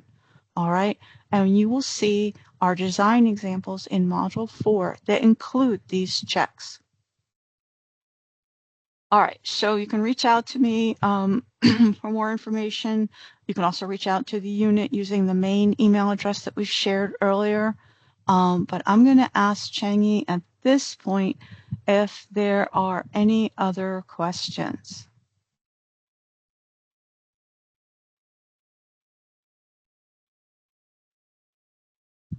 I think I probably answer all the questions that posted in the chat. So Thank you. yeah, and I just want to emphasize that the soil testing is so important because most of the stormwater BMP rely on infiltration, really depending on how the underneath soil is. So but the knowledge of the soil testing, I have to admit that is the least and weakest point in our knowledge. So we welcome all the comments about Chapter 12, any new technology that can precisely measure the infiltration, the system water table, the characteristic of the soil. Please give us those information. We will take it and review it, and if that's good, we will put into Chapter 12. Thank you. So we are going to have a 15 minutes break. So please come back around 5 after 3. Thank you. Thanks, everyone. All right, I'll have another presentation when we come back.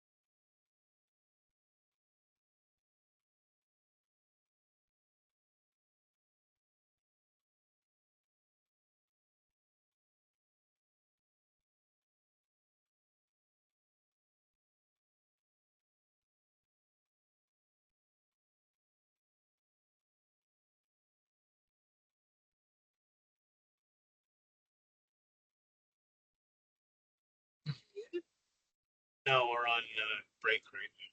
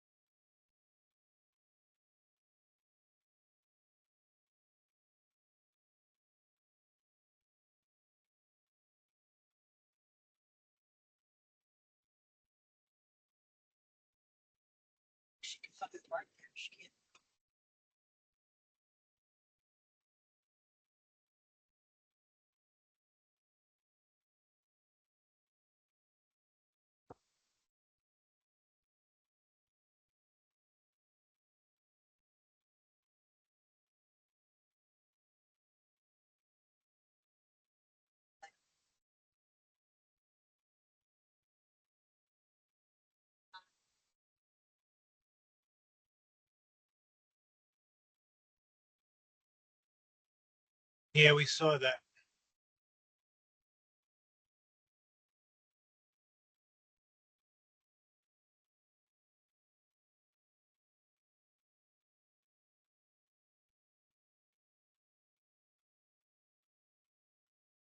Yeah, I don't know who they're trying to hide from.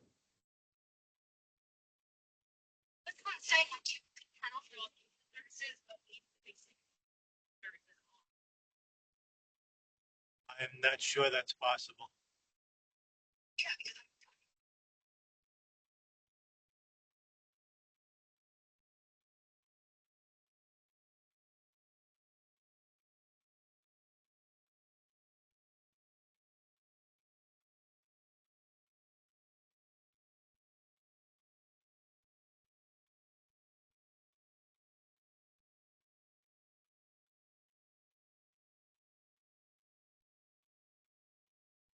You know that you can't park there, right? One car a room, Carrie?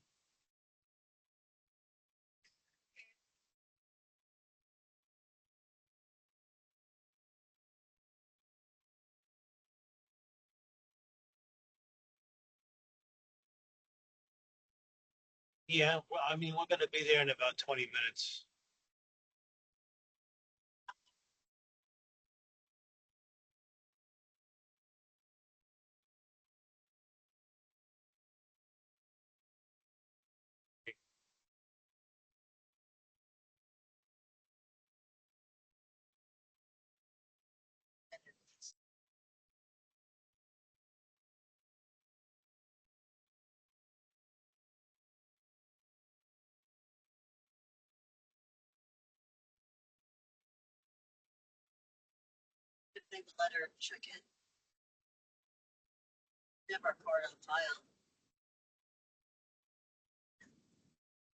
I think well, they usually want to see my card to get there.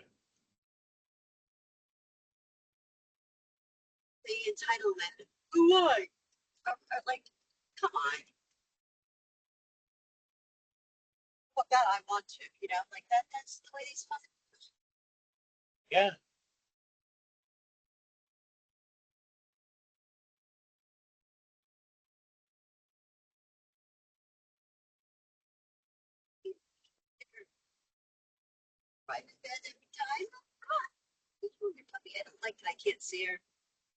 Hey, everybody. Just so you know, you're being recorded. You might want to turn your microphone off.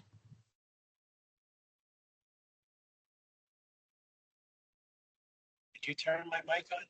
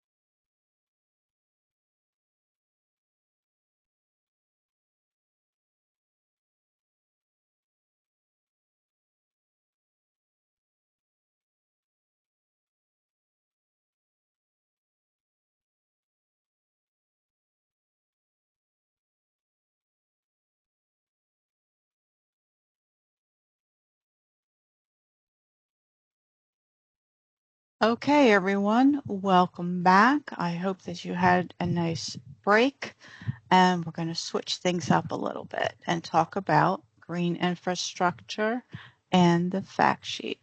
So earlier in Module 1, my colleagues introduced what we mean by green infrastructure for stormwater and some of the regulatory requirements pertaining to it. So I'm going to start with a review of the fact sheet to help you better understand the rule requirements, and then how to use the fact sheet as a rubric to gauge whether proposed BMPs are being properly implemented to meet the GI requirements. Okay, in module, so there will be some examples in this from the fact sheet, and then of course you'll see more in module 4. All right.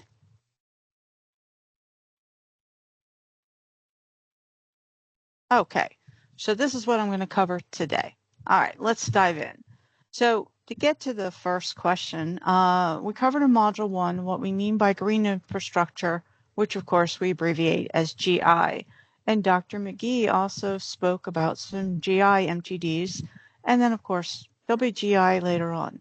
All right, so GI is intended to mimic the natural hydrology, which is why a GIBMP is a stormwater management measure that manages stormwater close to its source by treating stormwater runoff through infiltration into subsoil, to treating stormwater runoff through filtration by vegetation or soil, or 3, storing stormwater runoff for reuse.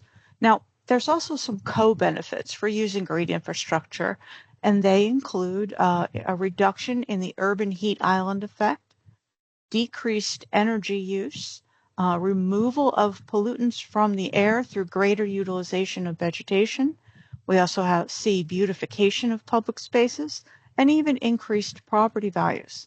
So the fact sheet was created to help the public to better understand why green infrastructure is very important for managing stormwater, and that these BMPs more effectively maintain or mimic natural hydrology, and then provide environmental benefits by infiltrating precipitation to replenish groundwater and even stream-based flow, evapotranspiring and evaporating precipitation to reduce stormwater discharge volumes, and intercepting precipitation to reduce runoff and erosion. So where do we find the GI fact sheet? Well, 3 years or so ago, we updated njstormwater.org's homepage, and it's in the new format, and it's at the green text here, since we're retiring njstormwater.org. Okay. I think you might still see it, but it's going to go away at some point. Anyway, to find the GI fact sheet, go to the lower right-hand corner of the page, and it's a PDF you can download. Now, please note that at the time, the latest update to this page was October 9th of 2024. So just periodically check that you're running the latest version of the web page. All right, now you can do that, or you could just download it where it's shown in green at the top of this page on your slides. All right, it's just an 8-page document, and it presents the information from the stormwater management rules, at NJIC 7:8. So this is just a screen snip of a portion of the first page. And then we're going to take a look at what's in it. But first, you know what? Let's take a look at what the rules say about green infrastructure. All right. In the rules, we can find this requirement where it's underlined in red on this screenshot. Okay. The yellow highlighted area right above the red underline is where it says the design and performance standards for groundwater recharge, water quality, and quantity control must be met using GI. So it's under item F in this subchapter where you're going to find tables 1, 2, and 3. And it's these tables which list the BMPs and identify them as either 1 as GI, 2 as GI requiring a waiver or variance if used for other than quantity control, or is, in the case of Table 3, the non-GI BMPs. And this was also covered in Module 1 in the overview presentation. All right, so the tables have important notes and footnotes that you should also review. Don't overlook them. And if you need help understanding them, of course, just contact us. But the takeaway from this is that, first of all, the rules require a project meet the design and performance standards using GI. So that means usually Table 1 BMPs will be used as they satisfy all of the requirements.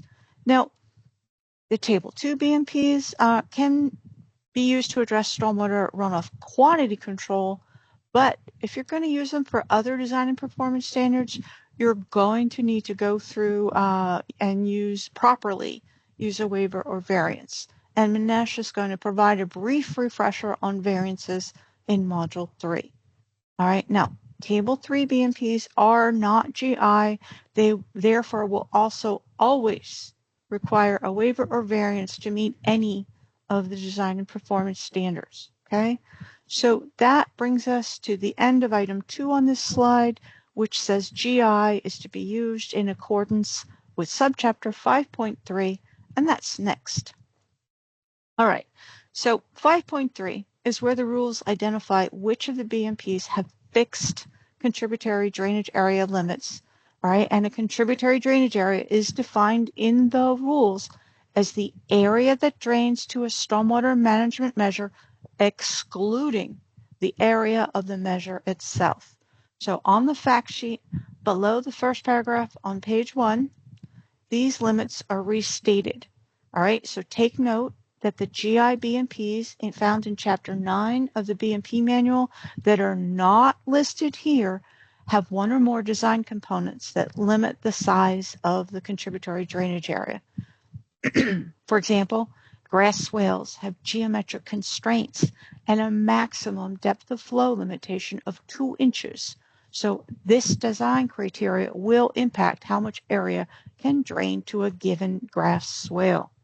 All right, so next is how to implement GI into a project or make sure that it has been properly implemented.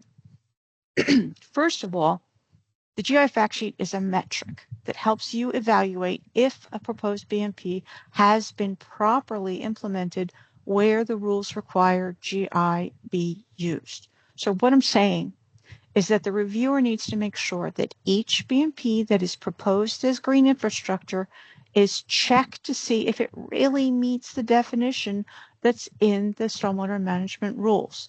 So that means all 3 of the questions shown here must all be answered with a yes for that BMP to meet the GI rule requirement. All of the GI BMPs proposed must each be reviewed to make sure the project complies with the rule requirement to use GI. So let's go through these questions individually. All right. GI manages stormwater close to its source. So what do we mean by that?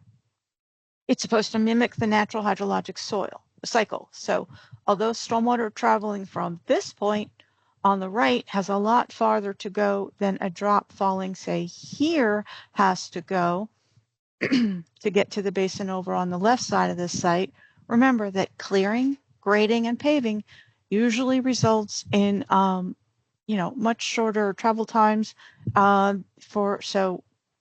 and that's also because pavements are much smoother than our natural terrains. So, and we also use flatter slopes for parking lots, okay? So we can no longer direct runoff to a single basin on a site. There should be more opportunities to treat runoff over on the right side of this site, all right, in keeping with the pre-construction drainage conditions. The basin on the left is not close enough to the runoff generated by the far right of the proposed parking lot that's shown here. So there's also little opportunity for stormwater to interact with vegetation or even soil in this particular layout. So in conclusion, this layout is not GI. All right, now imagine an old factory on a fully paved site in an urban area. Runoff from the roof drained to the parking lot and then just flowed out to the street. All right, so Here's our urban redevelopment project description.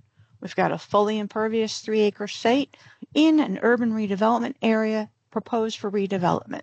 It's going to consist of an acre building plus 40,000 square feet of parking areas and internal driveways and a 1-acre overflow parking area. A green roof and an underground cistern are proposed to manage the rooftop runoff from the building that is 1 acre in size. Stormwater islands designed to infiltrate into the subsoil are proposed to manage runoff from some of the parking areas and internal driveways. A permeable asphalt system designed to infiltrate into the subsoil is proposed to manage runoff from the overflow parking area. So this is what that would look like. All right, the proposed redevelopment is a major redevelopment since it's going to disturb 1 or more acres, and of course, therefore, it's subject to the design and performance standards and the rules. However, because it's an urban redevelopment area and was previously completely disturbed, along with being fully impervious, groundwater recharge is not needed here. The proposed condition, we find, reduces the impervious surface present on the site for the proposed condition. Okay, so that's a good thing. So this profile view illustrates what we mean by placing BMPs close to the source of runoff. Okay, here, here, here, here, and here. Okay, and this is the plan view of the site we just saw in profile. So since the existing site was so highly impervious, many of the non-structural stormwater management strategies that were required in the local MSWMP could not easily be implemented on the site. However, due to the proposed GI practices, the project, it breaks up, or we could say disconnects the flow of runoff over impervious surfaces, and it does provide some low maintenance landscaping that encourages retention and planting of native vegetation and minimizes the use of lawns, fertilizers, and pesticides. Okay, in this example, each of the proposed GIBMPs manage stormwater runoff generated by the redevelopment close to the source. So we can unequivocally reply yes to the first question on the GI fact sheet. The next question to be asked is if the GMP BMPs are dispersed throughout the site. So obviously the previous example was good at that. All right, and here's another. The parking stalls that are shown here in the lighter gray are pervious pavement, and they're separated by impervious pavement aisles shown with the darker gray, and they're graded to direct runoff to the pervious pavement areas. Roof runoff also drains to the subsurface storage beds below the pervious parking stalls at either end, all right, without exceeding the drainage area limits. So we can answer yes for this site as well. Now for third site. So the requirement to distribute GI throughout a site does not mean that multiple GI BMPs cannot be near each other. It's important they be close to the source of runoff, like these dry wells are to the building for which they manage runoff. They are distributed because they're found on 3 sides of the building. Now, if this is part of a larger site where there are additional GI BMPs, this layout is fine, and a separate discharge for each of the dry wells is not necessary. So as long as no more than 1 acre of runoff is directed to any individual dry well, the drainage area limitations are met. But take note that to be GI, they must each function individually for the water quality and recharge storms. All right, so now here's another example. So we have some small scale GI BMPs that are separated by berms, and they have some contributory drainage area limits below the maximum. However, they're all concentrated in one area of the site. So look how far it is from the building or the far end of the parking lot to this cluster of BMPs. There's nothing over here for stormwater. So therefore, the BMPs are not near all of the sources of runoff. So in conclusion, the design does not meet the definition of GI and then does therefore not meet the rule requirements. All right, The last question to be asked is whether the contributory drainage area of the proposed GIBMP is less than or equal to the limitation found on the cover page of the fact sheet and in the rules, as I previously said, at 7:8-5.3. So small scale bioretention basins are ideal for use in parking lot islands and where maybe one is used typically in the past, a grass strip at the edge of the parking lot or along a roadway. All right, the drainage area limit for this type of BMP is 2.5 acres, which is generally more than enough. So GI, of course, has a special meaning in stormwater management. So to reiterate, it's a stormwater management measure that manages stormwater close to its source by treating stormwater runoff through infiltration into subsoil. 2, treating stormwater runoff through filtration by vegetation or soil. Or 3, storing stormwater runoff for reuse. So to address water quality, groundwater recharge, and runoff quantity control, the rules require GI be used, and by that I mean used correctly. So answering 3 questions when you review a design will check if GI is being properly implemented on a site. So that means the GIs are located close to the source of runoff, they're dispersed throughout the site, and that the drainage area limitations are met. So in Module 4, I'll have an example, and we'll see if it does or does not answer any of the questions from the fact sheet with a yes. And then Manesh will have another example. So please use the fact sheet when you're performing your reviews of GI projects. All right, so thank you very much. I don't see that there are any questions, but if you think of something else later, reach out, okay? Something comes up, we'd love to hear from you. All righty, so it's time for quiz 2. All right, so please stand by while Peter takes over to administer the quiz, and then we will have our review. Don't forget, the review counts as instructional time, so please stick around, okay? Thanks everybody for your attention. All right, thanks, Lisa. I'll now share my screen.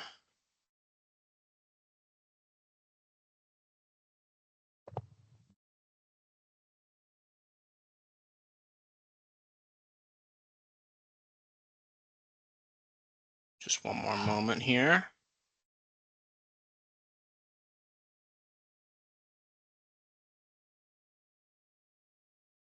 All right, it is time for quiz number 2. As noted before, it is important to complete the quiz now during the time allotted. Note that you cannot move forward to complete a quiz or complete a quiz at a later time. And we need the quizzes to be completed in order to issue credit for the class. So let's get to the quiz. So just like Tuesday, there are a few ways to get to the quiz. Note that if you access the quiz on the same device that's being used for this meeting, make sure to use a separate tab or browser so you are not removed from the meeting. The link at the top of this slide will take you to a page on our website, which includes the handouts as well as each of the quiz links. You can click the link for quiz 2 found at the bottom of the web page to be taken to the quiz in SurveyMonkey. Another way is using the link at the bottom of this slide, which will also be posted in the chat, to be taken directly to the quiz in SurveyMonkey. Lastly, if you want to take the quiz on your phone, you can scan the QR code on this slide, which is also in the chat, and you'll be taken right to the quiz. And at this point, we should be opening up the quiz, and as mentioned, you all should see the QR code and the link in the chat. All right, so just a few other notes on the quiz. You must answer every question before you can advance to the next screen and finally submit. You may only take the quiz once, and we're going to allow 15 minutes to take the quiz. All right, it's now 3:24, so let's take until 3:40 to finish the quiz. So please finish the quiz by 3:40, and if you finish early, you can feel free to take a short break. After this time, we will review the answers to each question from the quiz. And as Lisa mentioned, The link review is still portion. closed. Sorry, you said the link is closed? All right, give me 1 second. Sorry about that. Let me just jump into it. I'm seeing it's open. You may have to It's back just on. pull it down to refresh. Okay. All right, good. Sorry about All that. right, so it sounds like that's all fixed up now. So yeah, just continuing on, as I was mentioning, the review portion of the quiz is part of the course and for credit and attendance. So please do not leave after completing the quiz. We won't keep you for too long. And here's everything all in one place. Please begin taking the quiz. If you have any other issues, let us know. And we'll meet back here for a review at 3:40. Thank you.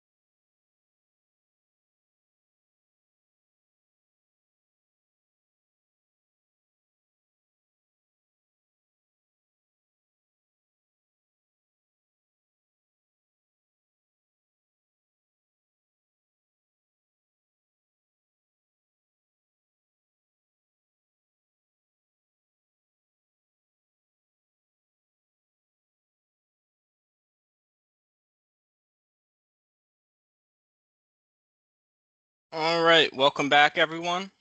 It's now 3:40, so we're going to get started on the review of the questions and answers for quiz number 2.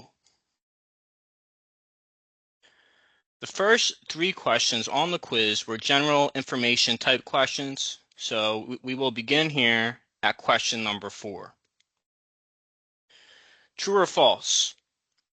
There is no longer a minimum or default value that can be used for time of concentration using the NRCS methodology, meaning this value must always be calculated. And the correct answer is true. There is no longer a minimum or default value that may be used for the time of concentration. Time of concentration, or T sub C, for pre- and post-construction conditions must be calculated based on the flow path.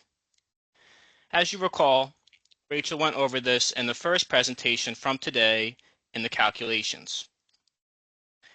And we're going to do something a little different today, and for each question, we're actually going to take a look at our quiz results and see the percent correct on each question. So Manesh, could you let us know what percent answered correctly for question 4? We have 91%. All right, very good. Okay, so moving to the next question then. Number 5. According to the NJ Stormwater BMP manual, what is the maximum roughness coefficient that can be used in sheet flow calculations for wooded conditions in New Jersey? And we have the options of A, 0.4, B, 0.8, C, 0.24, or D, no maximum. And the correct answer is A, 0.4. The maximum roughness coefficient that can be used for wooded conditions is 0.4. Though the National Engineering Handbook lists Manning's roughness coefficients as high as 0.8 for woods with dense underbrush, for New Jersey, the maximum roughness coefficient for sheet flow that may be used is 0.4. New Jersey does not contain land cover that supports the use of roughness coefficients associated with woods with dense underbrush. So Manesh, what is the percent correct on this question? We have 81%. Okay, still pretty good. All right.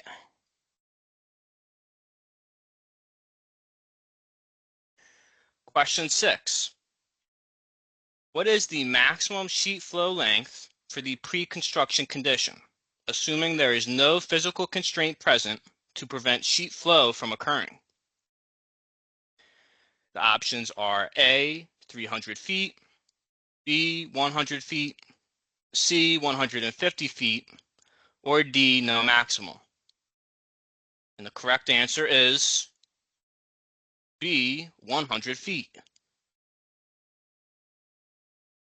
For the pre-construction condition, the maximum distance for which we can assume sheet flow occurs is 100 feet, unless there is something physically in contact with the flow of stormwater runoff, such as a swale, curb, or inlet, to prevent sheet flow from occurring. Remember to use the actual distance if it's less than 100 feet. So this comes from Chapter 5 of the BMP manual, if you have not taken a look at that yet. And just another reminder to use the actual distance if it's going to be less than 100 feet. All right, how about this one, Manesh, for the percent answered correctly for number 6? We have 87%. All right, very good.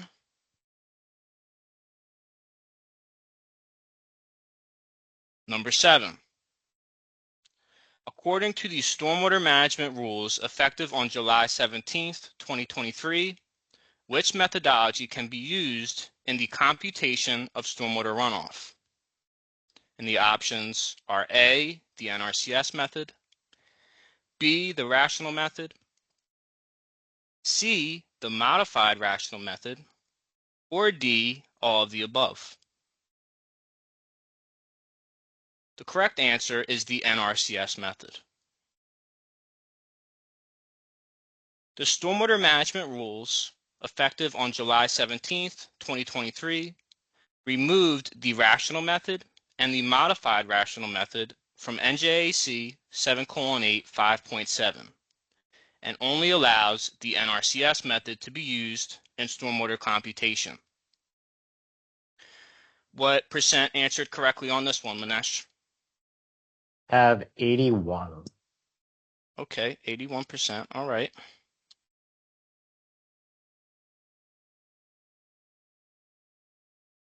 Number 8, true or false? When using the NRCS methodology for directly connected impervious cover, averaging pervious and impervious curve numbers is permitted for calculating a hydrograph.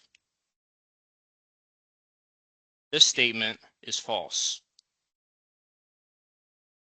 Here's a quote from NJAC 7:8 5.7A4. In computing stormwater runoff from all design storms, the design engineer shall consider the relative stormwater runoff rates and/or volumes of pervious and impervious surfaces separately to accurately compute the rates and volume of stormwater runoff from the site. This statement does not apply when using the NRCS composite CN with unconnected impervious area method. See Chapter 5 of the BMP manual for more information. All right, what percent answered correctly for number 8, Manesh? 88%. Right, 88%, that's good.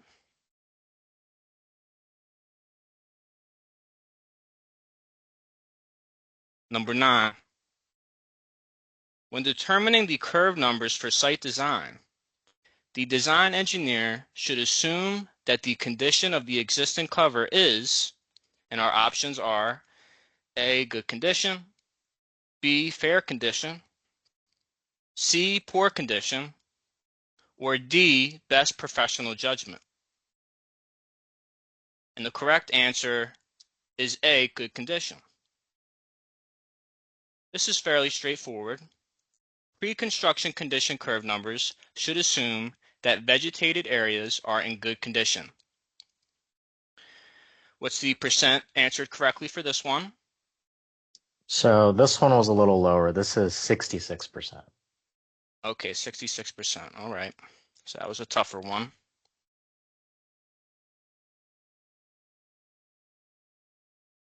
Question 10. Yes or no? Can the Delmarva dimensionless unit hydrograph be used for the redevelopment of a 2-acre entirely impervious site located within the coastal plain? And the answer is no. The Delmarva dimensionless unit hydrograph must be used when modeling watersheds within the coastal plain region of New Jersey, with just a few exceptions. It cannot be used to size a manufactured treatment device, or MTD, as it may underestimate the peak flow rate entering the MTD. Also, for an entirely paved site, the significant surface storage associated with the coastal plain is no longer present, also resulting in underestimated peak flow rates if the Delmarva is used. Additionally, the Delmarva should only be used in areas that have an average watershed slope less than 5%. If any of these situations are proven to be present, the SCS standard dimensionless unit hydrograph must be used. Also, a side note on this subject, if the Delmarva is used in the pre-construction condition, it must also be used in the post-construction condition. Same idea goes for the SCS. All right, what's the correct answer percentage for this one, Manesh? So this was actually 48%. Okay, so that's a challenging one. All right.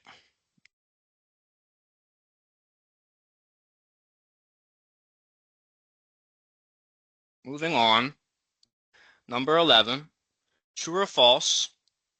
When using the NRCS methodology for calculation of stormwater runoff, The Type 3 rainfall distribution must be used for developments in New Jersey. This statement is false. As heard from Rachel today, NOAA C or D distributions must be used, not the Type 3. All right, and the percent answered correctly on this one, Manesh? 66%. 66%, okay.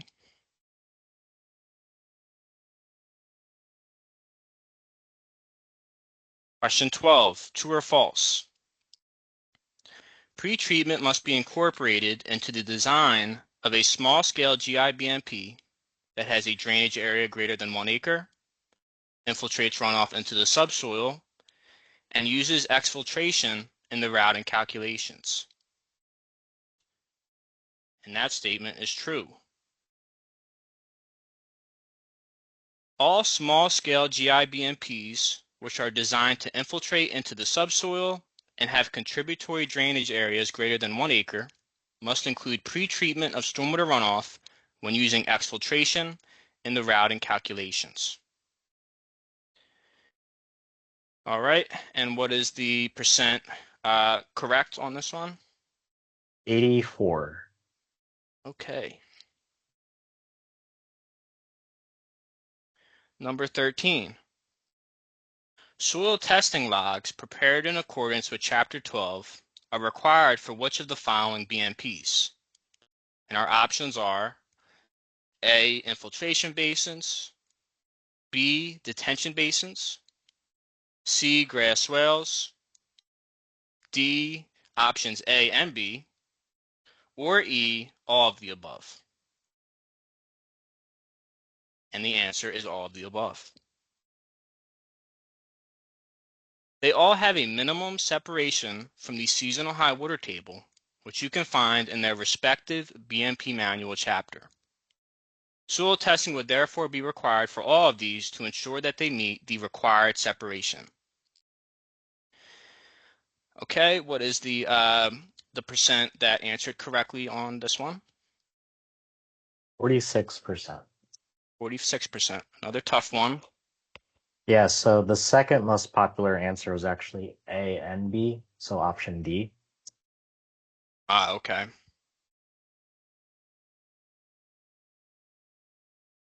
All right then.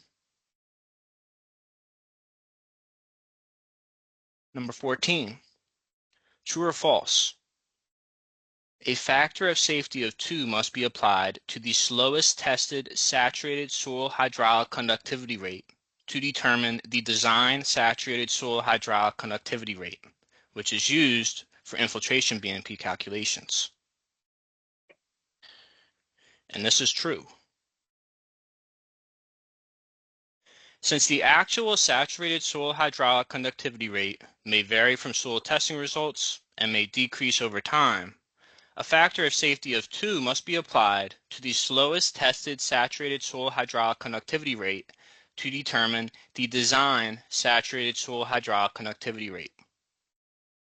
Computing a BMP's drain time for the maximum design volume, the exfiltration rate for a BMP allowing exfiltration in the routing calculations, or the infiltration rate in the groundwater mounting analysis must all use the design saturated soil hydraulic conductivity rate.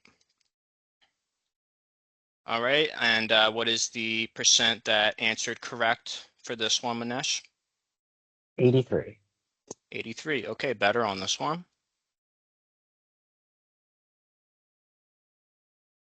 Question 15.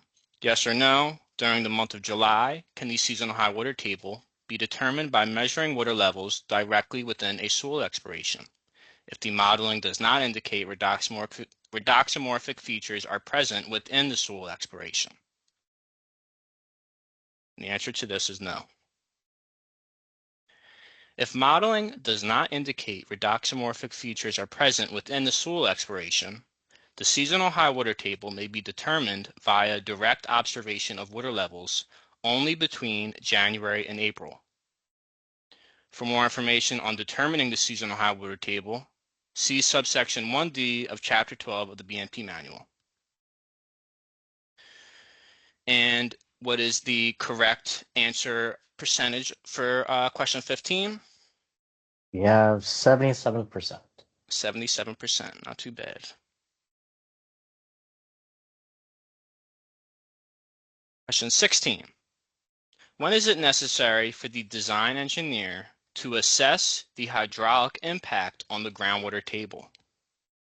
And the options we have are A, never, B, whenever an infiltration BMP is proposed, C, when the project is within 200 feet of a house or septic system, or D, only when a project is in a flood hazard area.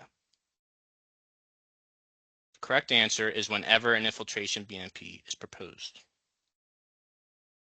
You should assess the hydraulic impact on the groundwater table anytime an infiltration BMP is proposed. This would include any potential drainage issues and potential damage to nearby structures. Okay, and the percent correct for this one? 90%. 90%, very good. Question 17. How many soil profile pits and or soil borings must be performed for 5 small-scale bioretention basins in one mapping unit that are each 450 square feet and scattered around a development? And the options are A, 1 soil profile pit for the soil mapping unit only, B, 1 soil profile pit for each small-scale bioretention basin, C, 1 soil profile pit for the soil mapping unit, and 1 soil boring for each small-scale bioretention basin, or D, 1 soil boring for each small-scale bioretention basin. And the correct answer is C. So we know from Lisa's soil testing presentation that if an infiltration BMP has an infiltration area that is less than or equal to 500 square feet, you would have to do a minimum of 1 soil boring, a minimum of 1 soil profile pit per soil mapping unit. You would also have to do 1 soil boring per BMP as well.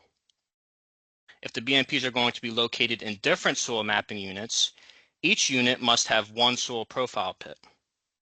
But if you read the question here, the 5 basins are going to be in 1 mapping unit. So in total, 1 soil profile pit for the 1 mapping unit in this example, and 1 soil boring per small-scale bioretention basin. All right, Manesh, and the correct answer percentage for this one? 65. 65. Okay. All right, so a couple more questions here. Number 18, true or false? In a small-scale infiltration basin, the 2-foot separation from the seasonal high water table should be measured from the surface of the sand layer. And this one is false. As stated in the BMP manual, for any designed infiltration BMP, the separation from the seasonal high water table needs to be measured from the bottom of the sand layer, which is the lowest excavated elevation in the BMP. We mentioned the seasonal high water table separation requirement when we talked about why the soil testing is important. Okay, Manesh, what is the percentage? 61. 61. 61. All right, so yeah, that's another challenging one. Number 19. Where on the soil horizon should soil permeability tests be performed when no soil replacement is proposed? All right, and we're running out of time here, so I'm not going to read the options, but the answer is A. Soil permeability tests must be performed on the most hydraulically restrictive soil layer below the BMP and above the seasonal high water table or bedrock, to the greater of 8 feet below the lowest point of the basin, or 2 times the maximum potential water depth, as the permeability of this layer will be the limiting factor in infiltration rates. And the correct answer percentage, Manesh? 79. 79. All right. So that's the end of the quiz review, and that is the end of Module 2. The next session is Tuesday, September 16th.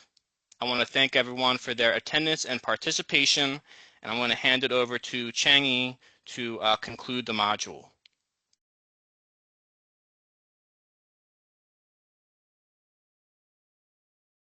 Thank you, everyone. I think that's the end of our module. So if there's a question unanswered, I will post in the chat. Thank you, everyone. You can leave the meeting. Thanks.